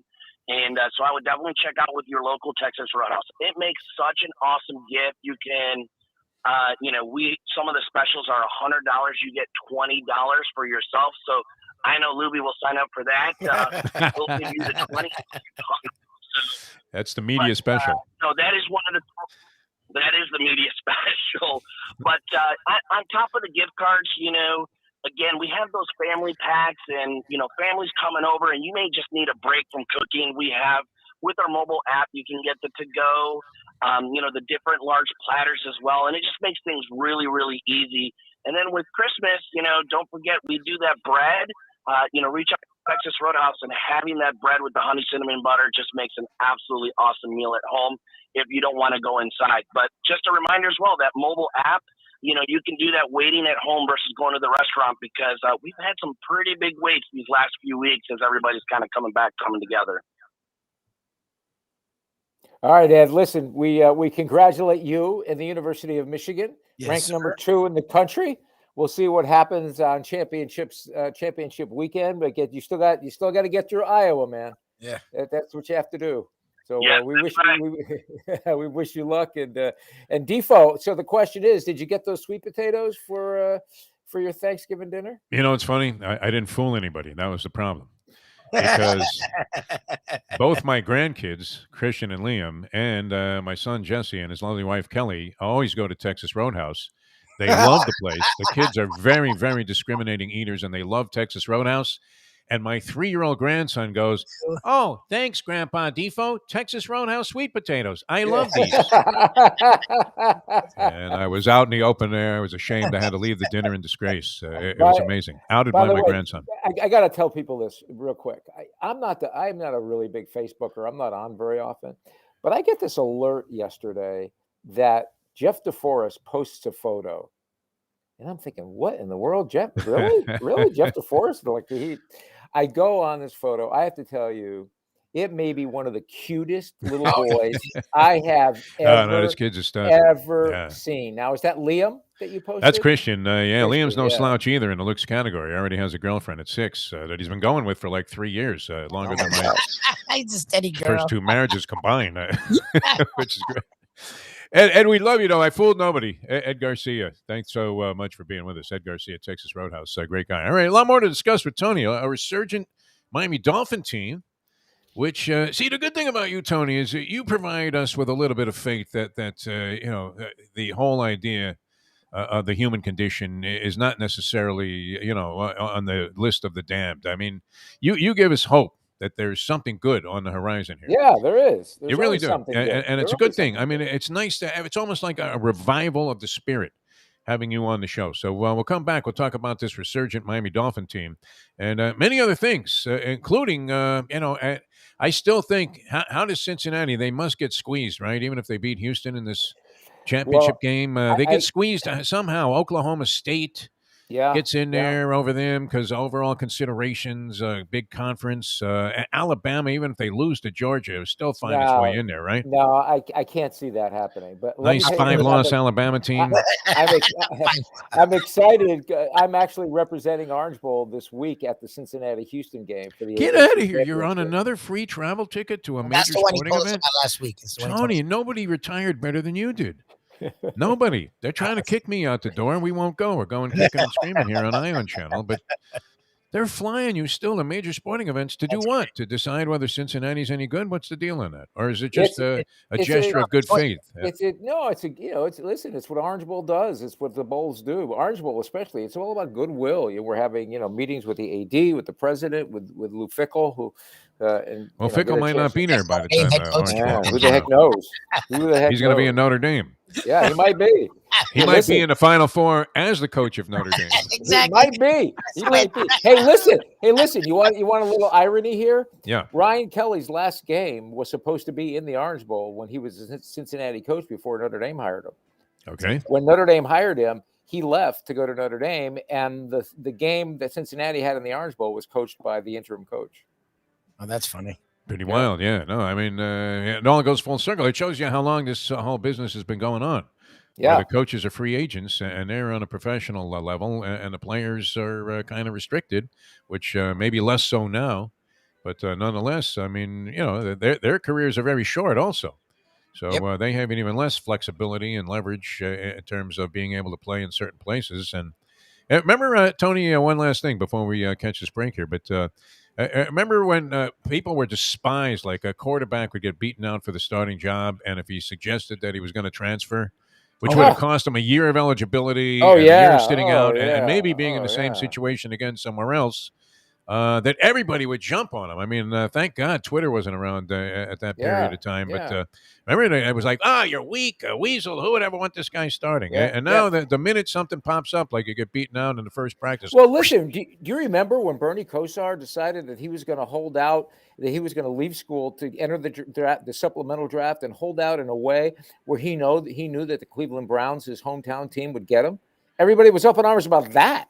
Yeah, Bernie was ahead of his time, though, with a lot of his ideas. He really was. He really was. He talked about athletes getting paid when it wasn't a popular thing, and it was all the old shut up and dribble thing, where a college athlete speaking out.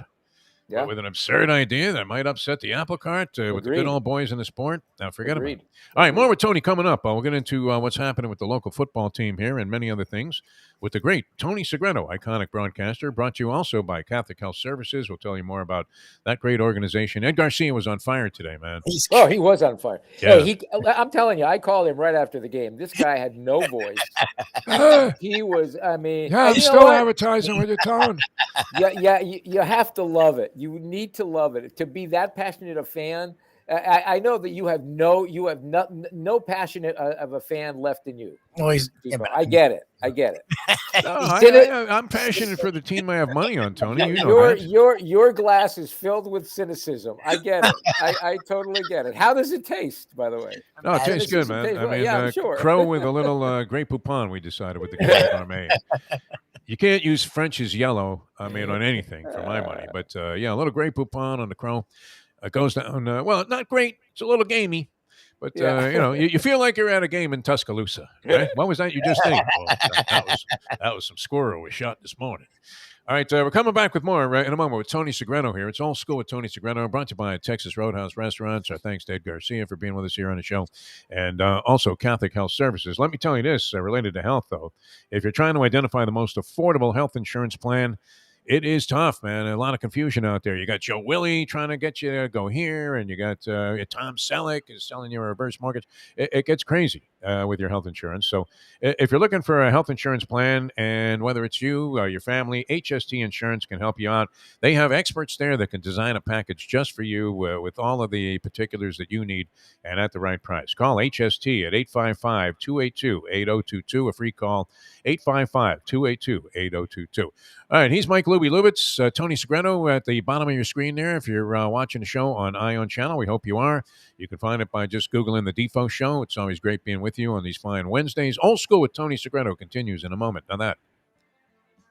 The time. It's 8:31. Since day one of Old School, we've had Catholic Health Services be part of our family. They are recognized as the quintessential rehab facility in the Southeast for strokes, but it goes well beyond strokes because Catholic Health Services is in the community of South Florida to help the community stay healthy. And if they're not healthy, get them healthy and get them back on their feet quicker than they could have ever expected. They do it every single day. It's step and repeat 24/7. Catholic Health Services. Destination Sport Miami is here to revolutionize the sports landscape in South Florida. The largest indoor multifaceted sports complex in North America is on the way, with distinguished leaders of its various sports programs and unparalleled access to the finest indoor training fields and facilities. Destination Sport Miami will set South Florida apart as the destination of choice for elite athletic training and development, and for its dedication to youth programs and sports on all levels. A phenomenal concept and a powerful undertaking, Destination Sport Miami will also be an important commodity in the sports business community as well. Destination Sport Miami, its time has come. The championship meet is right around the corner at Gulfstream Park. The only place for live racing, Gulfstream's action has never been hotter. Whether it's on the track, in the casino, or part of the dining and entertainment offered at the Village of Gulfstream Park. Currently running Thursday through Sunday, Gulfstream's racing package is the best in the country, with all the top horses and people in the game pointing towards another tremendous winter season. Check out the remodeled first floor casino, open 7 days and nights a week, along with the many special events and concerts happening at Gulfstream Park. You can place your wagers from anywhere at firstbet.com. Check the calendar of events at gulfstreampark.com. From the newly renovated sports bar to the beautiful bayside views captured at the Tiki Bar, Jimmy Johnson's Big Chill has it all. Located at mile marker 104, the Big Chill also offers waterfront dining while experiencing breathtaking sunset views of the Florida Keys. It's simply the hottest spot in the Keys to cool off. That's Jimmy Johnson's Big Chill at mile marker 104 in Key Largo. For more information, call today at 305-453-9066. Buy or lease a Taos and take it to the house at Deal Volkswagen. Anna and her team make your next VW purchase or lease so easy with new inventory rolling in daily and the biggest selection of certified pre-owned vehicles in the business. You can make your deal online at dealvolkswagen.com or visit the beautiful showroom in the classic location, 3601 Bird Road, right in the heart of the Gables. Or give Anna and the team at Deal a call at 305-448-DEEL. Jettas, Passats, Tiguans, Atlas models, and the hottest vehicle in the industry, the new Taos, all at unbeatable prices and all ready to roll off the showroom floor at the #1 Volkswagen dealership around, Deal Volkswagen. All right, one thing that I love about you, Tony, and we discovered this over time, although it took a while to kind of realize what the heck was really going on there. As distinguished as you are, and as many people as you deal with your various committees that you're on, Orange Ball, this, that, boards of trustees of universities, deep inside, I mean, lurks. I don't know that it's a sick degenerate, but there is a degenerate nature, and nobody loves college football. I believe next to women's softball, college football is really the most passionate sport that you're all about, Tony Segreto. Is that not correct? I love it. I love it.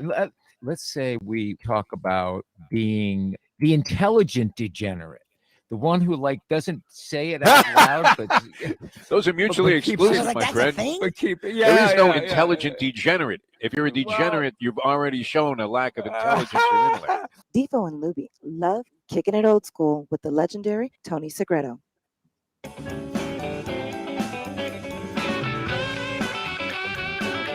Welcome back to the show. It's Old School with Tony Segreto here on the Defo Show. Jeff Deforrest and Mike Lubitz with you. Tony Segreto from his digs today. Still in Vermont, Tony. How are things up there? Is it getting a little beautiful? Cold? The landscape is gorgeous. We've had we probably already have a foot of snow, and it's just beautiful. It's holiday season, and I'm about as Griswold as you can get. without being in the movie. So it's a beautiful time. Really All right. We were reading about the Miami Dolphins in the obituary columns, and we were writing many of those ourselves. Yep. Lubie, we mentioned earlier, you caught that conversation we had with the great O.J. McDuffie, who's an enthusiastic, Dolphin fan. Yeah. God bless him, man. He is very candid about the team. He's not afraid to say, hey, this isn't going well. One thing about O.J. never pulls a punch, man. He's as honest as you can be. Yeah. You remember that, too, because I used to wander down to the sidelines before the end of games or at different times. I happened to be down there to do some halftime announcements, and then always went down there before the end of the game there because that's when the press went downstairs so you could get access to the locker room. And as you mentioned, Sonny Hirsch sent you down there on the Flutie pass play, right? And, no, he didn't. Oh, and he grabbed you by the collar and said, stay here, kid. Something big's about to happen. Yeah, exactly. I got to tell you, I remember one time that, when it was a lot more lenient, how many we would get a friend or whatever down to the sidelines for a little bit of the game. And, right. And I remember a friend of mine, I'd gotten to the sidelines for a game. And afterwards, I said, well, Jeff, funny, goes, did you know that they curse on the sideline? Oh, okay. I mean, yeah, I've heard.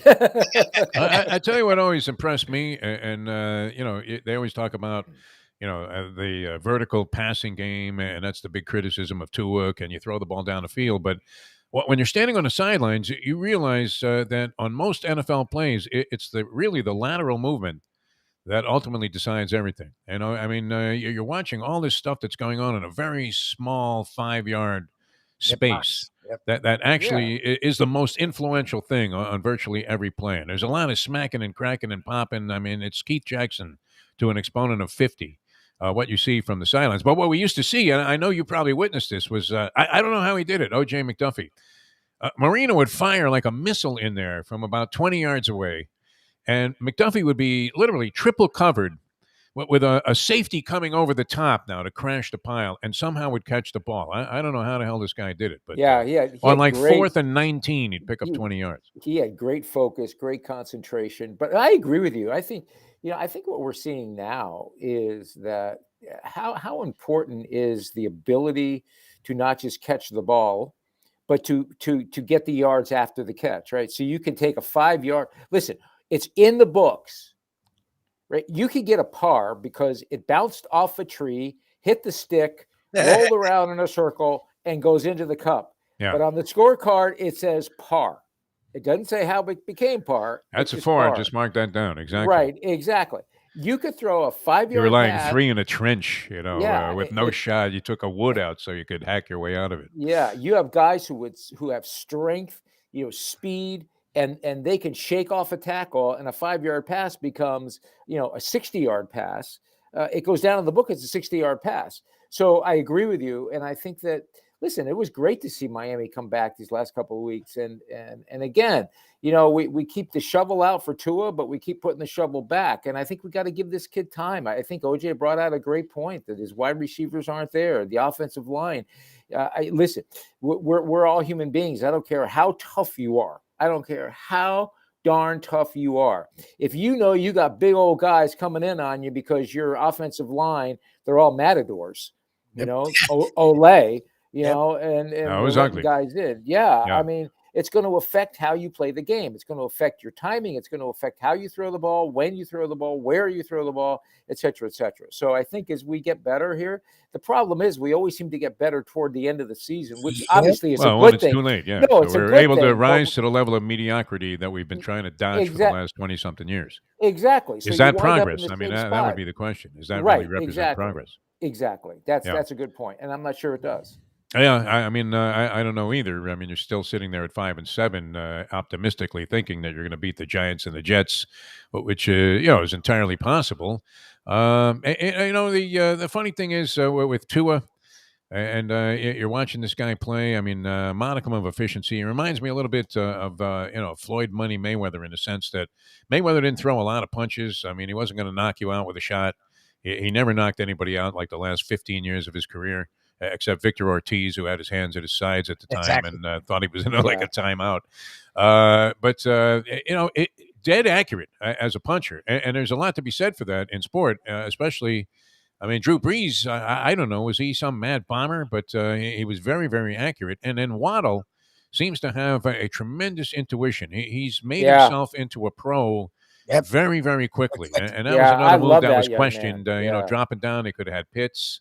Could have had was it Jamar Chase? Really was also good, but Waddle, gives him that little element of firepower where, as you said, Tony, I mean, if you can take a 5-yard pass, I always believed this, even in the days of Sandlot football, where throw it to the guy the second he gets open, especially if it's a one-on-one matchup. And let them do something because you have an excellent chance that play might go all the way, either over the top or by breaking one tackle. And they seem to be working towards having that kind of chemistry, which is nice to see. Here's my question. And one of the things is we can't get out of our memories that Dan Marino was a special quarterback. You could put the entire organization on his back and he would carry it and win you a game. Yeah. There are very few quarterbacks left like that. While slugging down a couple of beers at the same time. He had a little Sonny Jurgensen in him, a swagger. But the thing is that you listen. I think Tua is going to be a fine quarterback. Is it somebody that you can, put the team on his back and have him carry him? I'm not so sure he's that guy. I'm not saying he isn't. I haven't seen that yet, just personally, my assessment. I haven't seen that yet. But again, this poor young man has been, he keeps running for his life. And so I don't know if we can truly get that kind of assessment, but I think we need to get that part of it, kind of out of our head because, we don't have many Marinos or Tom Brady's around that could, you can be down by 14 with a minute and a half left and you're still in the darn thing. Yeah. How many times will we win a game? Do you believe for a second that, maybe it was the final straw that broke the camel's back in the relationship between Stephen Ross and his wife, where she finally decided to file for divorce after his disgraceful pursuit of Deshaun Watson? I'm not even going down that road. I'm not. You know what? There's a barricade. There's a barricade at the beginning. This of is that entertainment street for tonight, me. Tony. We can speculate on No, anything. that's that not involves even celebrity entertainment divorces. tonight. That's what's his name? That's Springer Show. Go on Springer Show and ask that question. Gary, they cheered for him, man. And you know what? It's you never mind. There's a big old bear. So, you don't believe it was a factor in the divorce filings? I bet you whoever is handling this for Mrs. Ross, or soon to be the former Mrs. Ross, probably made some allusion to Deshaun Watson in the filing. That may never come out. I mean, those will be sealed documents. You know that's going to be a very private transaction because it involves a hell of a lot of money, Tony. I mean, why now? What other reason could there be? I mean, the guy, he's no longer a nice guy, Stephen Ross. He seems like a very likable fellow. I like the fact a lot of people are critical of Does his this ownership. you He's made some actually bozo moves, but does it you know, does they this all do. keep you up at night? Does this keep you No, like not at that all. I keep mean, that just you occurred to have me to that maybe you that keep had something bringing to do with you it. brought it up poor OJ, you put him on the Full of spot. juice. You bring it up to He me, you commented on put it. me At on least he the was spot. bold enough to go out on a limb and say, "I don't think so." Yeah, well, you know, I let's just put it this way. If that was an issue, then, you know, so be it. And if that Could have was been a the final straw that straw, man. broke the I've camel's seen back. weirder things dissolve a marriage and be the final blow. Oh, I'm sure you have. Involved in them. The human gabble over here. All right, Tony, Catholic Health Services. One thing. And then we wonder why we're not on that radio show anymore. We don't No, wonder. they made a foolish move.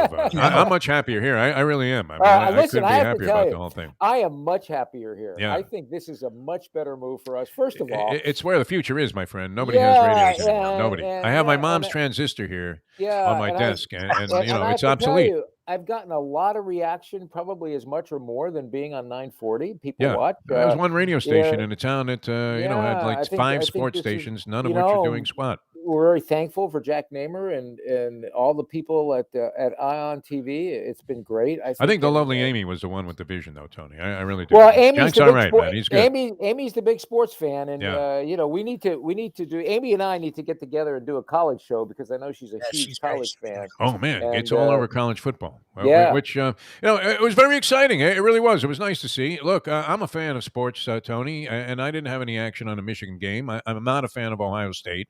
And I kind of dig Jim Harbaugh a little bit, believe it or not, in the sense that I like the wacko coach who's a little bit off center, who unfortunately, I mean, he's been getting hammered for losing every year to Ohio State, but it's 5 seasons, and Ohio State was at the very top of its game, and Michigan wasn't. Otherwise, Harbaugh wouldn't have been there in the first place. The what I believe is that it wasn't just the Michigan Ohio State. It was all the games. It was probably one of the most exciting weekends. I mean, to stay up way past 1 a.m. in the morning watching the Oregon game. Now, was it the Oregon game, or I forget what the late game was. It was the whole day was just absolutely a lot of good games, Auburn, too. Alabama was Great. remarkable. That was a great Nick game. was on the hook, man. I mean, he looked bad the whole game. He looked bad. I have to tell you, I can't believe that they're still in the top 4, and that's just a love affair with There's Alabama. your committee, Tony. There you You're go. not That's on not that my committee? committee. That's not my committee. No, Yeah, it's how are not. you not a voting? All right, I know you have a commitment to Catholic Health Services. Yeah, and, we all I do do. too, and a permanent debt that I will always value. What they did for me in a very difficult time, and you know, we talk about it all the time. You brought this up at the very beginning. I thought, you know what, that's a lot of pie in the sky kind of stuff, but the communication factor in situations, especially involving the health of a loved one, very, very important. And it's so poor. I don't know why hospitals are so poor at communicating. Maybe they don't want to be on the hook for saying anything, but Catholic Health Services makes all the difference in the world. Their ability to be involved with the patient and the patient's family. Absolutely. You know, I told you the same thing. My wife is going through a very similar issue with her mom, and to get sort of any answer from a healthcare provider or the hospital where she lives in Michigan is literally next to impossible. And you know, when you watch TV now, every other commercial, you brought up Medicare that you were watching, you know, where do you go get insurance? Yeah. You're hearing, you know, the old Jeff Foxworthy routine. You watch TV enough, you've got every disease that they say you. I think I have mesothelioma. I applied for that lawsuit. Exactly. You know, his joke is, his wife said, "I think I have all of those symptoms." And he goes, it's impossible for you to have testicular cancer. You know, and so it's important because all of this is being thrown at us in such a rapid format that we're all wondering, okay, I have this skin thing. I've got this feeling in my head. I got this, I got that. Oh my gosh, what's wrong with me? That's where, you know, Catholic Health Services come in, and you go, what do you mean, Tony, Catholic Health Services come in? It's about communication. It's about learning. It's about educating yourself. If you have questions, especially if you have questions about your loved one who may be older, who's going through some issues, give Catholic Health Services a call. Ask for a consultation. Tell them, say, listen, I need some answers here. I don't know. I'm keep listening to Tony and Defo and Lubie on the radio and on their shows, and they keep saying I should call you. Well, I'm calling you because I think I need these answers because I'm worried about this, and they're going to be there to help you. These are intelligent, passionate, grateful people doing what they do because they feel what they're doing is going to help a community and help a family and help an individual. And isn't that a special way to do some business each and every day? So Catholic Health Services is your one-stop shop. They do so many different things. You can go to their website, CatholicHealthServices.org. You can give them a call, whatever the case might be. Think about it, especially now with the extra booster shot. What do I do? Where do I go? How do I do this? I think Catholic Health Services is there for you, and they can answer some critical questions. Hey, I mean, I got the nod from my brother, who's very discriminating and hates all bureaucratic red tape, and was writing scathing letters and emails to hospital leaders where my mother was staying at the time. And the minute Catholic Health Services got involved, that was it. It was all taken care of. Said without qualification, the most professional organization that he's ever seen in South Florida, and in a particularly sensitive area like medical care. These are the people you want. All right, so we'll wrap things up. No, you get by my brother, man. That's not easy on something like that. I saw some of those emails. Oh, so my hour. Wait, so my hour became 48 minutes. Is that because we're wrapping up? Yeah, unfortunately, Tony, we went a little long-winded there. Right? We couldn't cut off OJ. He was on a roll, and I had misjudged the time in the earlier segment. It's all on me. I owe you 12 minutes. All right. We're coming back with more with Tony Segreto. Old School with Tony Segreto in a moment. Now that. The time. It's 8:50. It's the Gambling Gourmet for Cafe Seville in Fort Lauderdale. It's one of my favorite places. It is old school joint that's serving Spanish and classic continental cuisine in a cozy, friendly setting. It's at 2768 East Oakland Park Boulevard. They're open every day except Sunday for dinner, starting at 5 p.m. You go in there, you see Joey and his better half, Sally. They are giving the greatest in service. And the food, oh my gosh, it's paella, shrimp with garlic sauce, stuffed veal chop. They serve this great, fantastic, warm sourdough bread. Go to Cafe Seville in Fort Lauderdale and tell them that the Gambling Gourmet sent you. Hey, folks, Tony Segreto here. What if I told you you could go to a great restaurant, feel completely safe because their COVID protocol is unmatched, have an amazing meal, have a great time. When the bill comes, you won't get sticker shock. You're going to say, that's too good to be true. No, it's not. Because I'm talking about Texas Roadhouse. Great family atmosphere, great atmosphere for a couple, great atmosphere if you just want to go by yourself and watch a game and have the coldest beer in town. And while you're doing that, have the best bread in town. All at Texas Roadhouse. Everything you get there is fresh every day and made sure it's served at your table, hot and ready to go. And the best part is you don't get sticker shock because the prices are amazing. Texas Roadhouse. Destination Sport Miami is here to revolutionize the sports landscape in South Florida. The largest indoor multifaceted sports complex in North America is on the way, with distinguished leaders of its various sports programs and unparalleled access to the finest indoor training fields and facilities. Destination Sport Miami will set South Florida apart as the destination of choice for elite athletic training and development and for its dedication to youth programs and sports on all levels. A phenomenal concept and a powerful undertaking, Destination Sport Miami will also be an important commodity in the sports business community as well. Destination Sport Miami, its time has come. Since day one of Old School, we've had Catholic Health Services be part of our family. They are recognized as the quintessential rehab facility in the Southeast for strokes, but it goes well beyond strokes because Catholic Health Services is in the community of South Florida to help the community stay healthy. And if they're not healthy, get them healthy and get them back on their feet quicker than they could have ever expected. They do it every single day. It's step and repeat 24/7. Catholic Health Services. Buy or lease a Taos and take it to the house at Deal Volkswagen. Anna and her team make your next VW purchase or lease so easy with new inventory rolling in daily and the biggest selection of certified pre-owned vehicles in the business.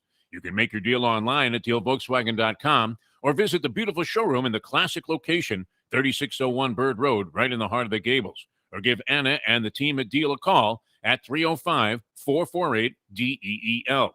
Jettas, Passats, Tiguans, Atlas models, and the hottest vehicle in the industry, the new Taos, all at unbeatable prices and all ready to roll off the showroom floor at the #1 Volkswagen dealership around, Deal Volkswagen. One thing I noticed, a big disparity. I mean, the Florida State players look waif-like. This is kind of like watching the Oklahoma Sooners football team come in for their tune-up game, their cupcake game on the schedule against Ohio Wesleyan. And you look at the offensive line of Oklahoma, and you wonder how anybody's going to get around them. There is a distinct size differential in the girls on the Oklahoma team versus those on Florida State. Yeah, well, I'm not going to use football as the analogy. I'm going to say that they all look like Dave Kingman. You know, they're all like 6 feet tall. It's remarkable. There's a couple of girls who are probably 5'5", 5'4", 5'6", but I would say a good. But they're like 240, yeah. Is 6 feet tall, and man, and when you look at their numbers, they're gaudy. I mean, 406, 425, 32 home runs, 27 home runs. Even the ninth hitter in the lineup has got like 18 home runs this year.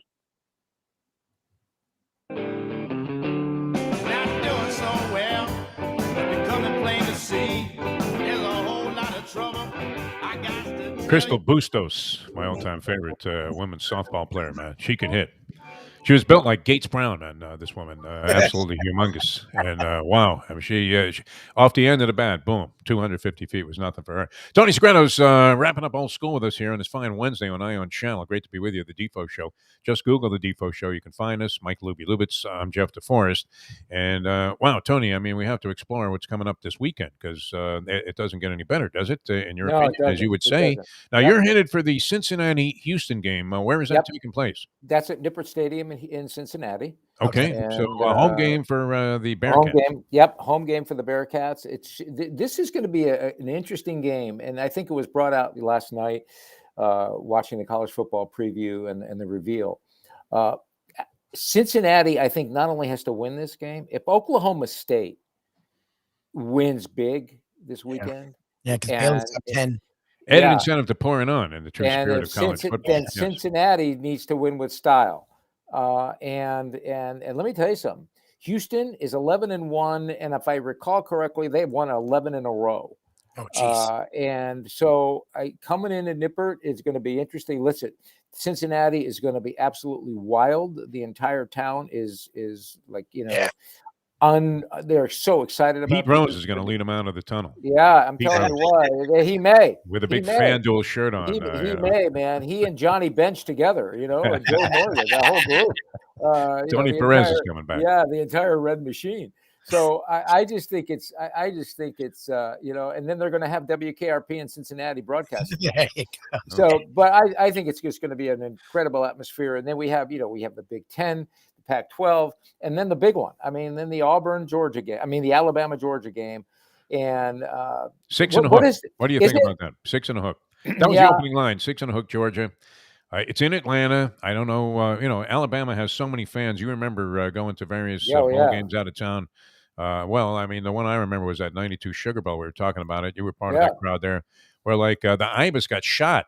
Yeah, and there was some guy, blowing off a shotgun off a ledge, and they're wearing a big Bama shirt.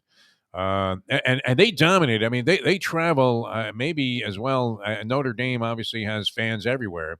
So they don't necessarily have to bring crowd with them. Nebraska in its day was a great school that traveled. Man, they outnumbered the Canes fans like 10-1 on Bourbon Street. Yep. Tennessee fans travel well.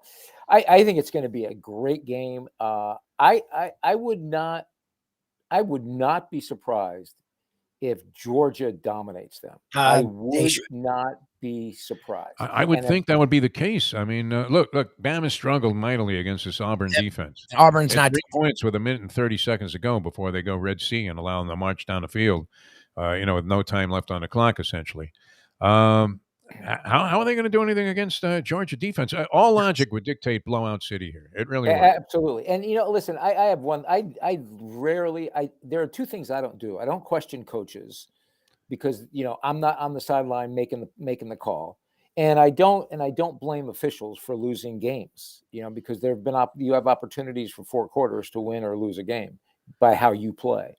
But I really wondered toward the end of that Auburn game when that quarterback could hardly walk, that there wasn't an alternative to that would give them a better opportunity to win.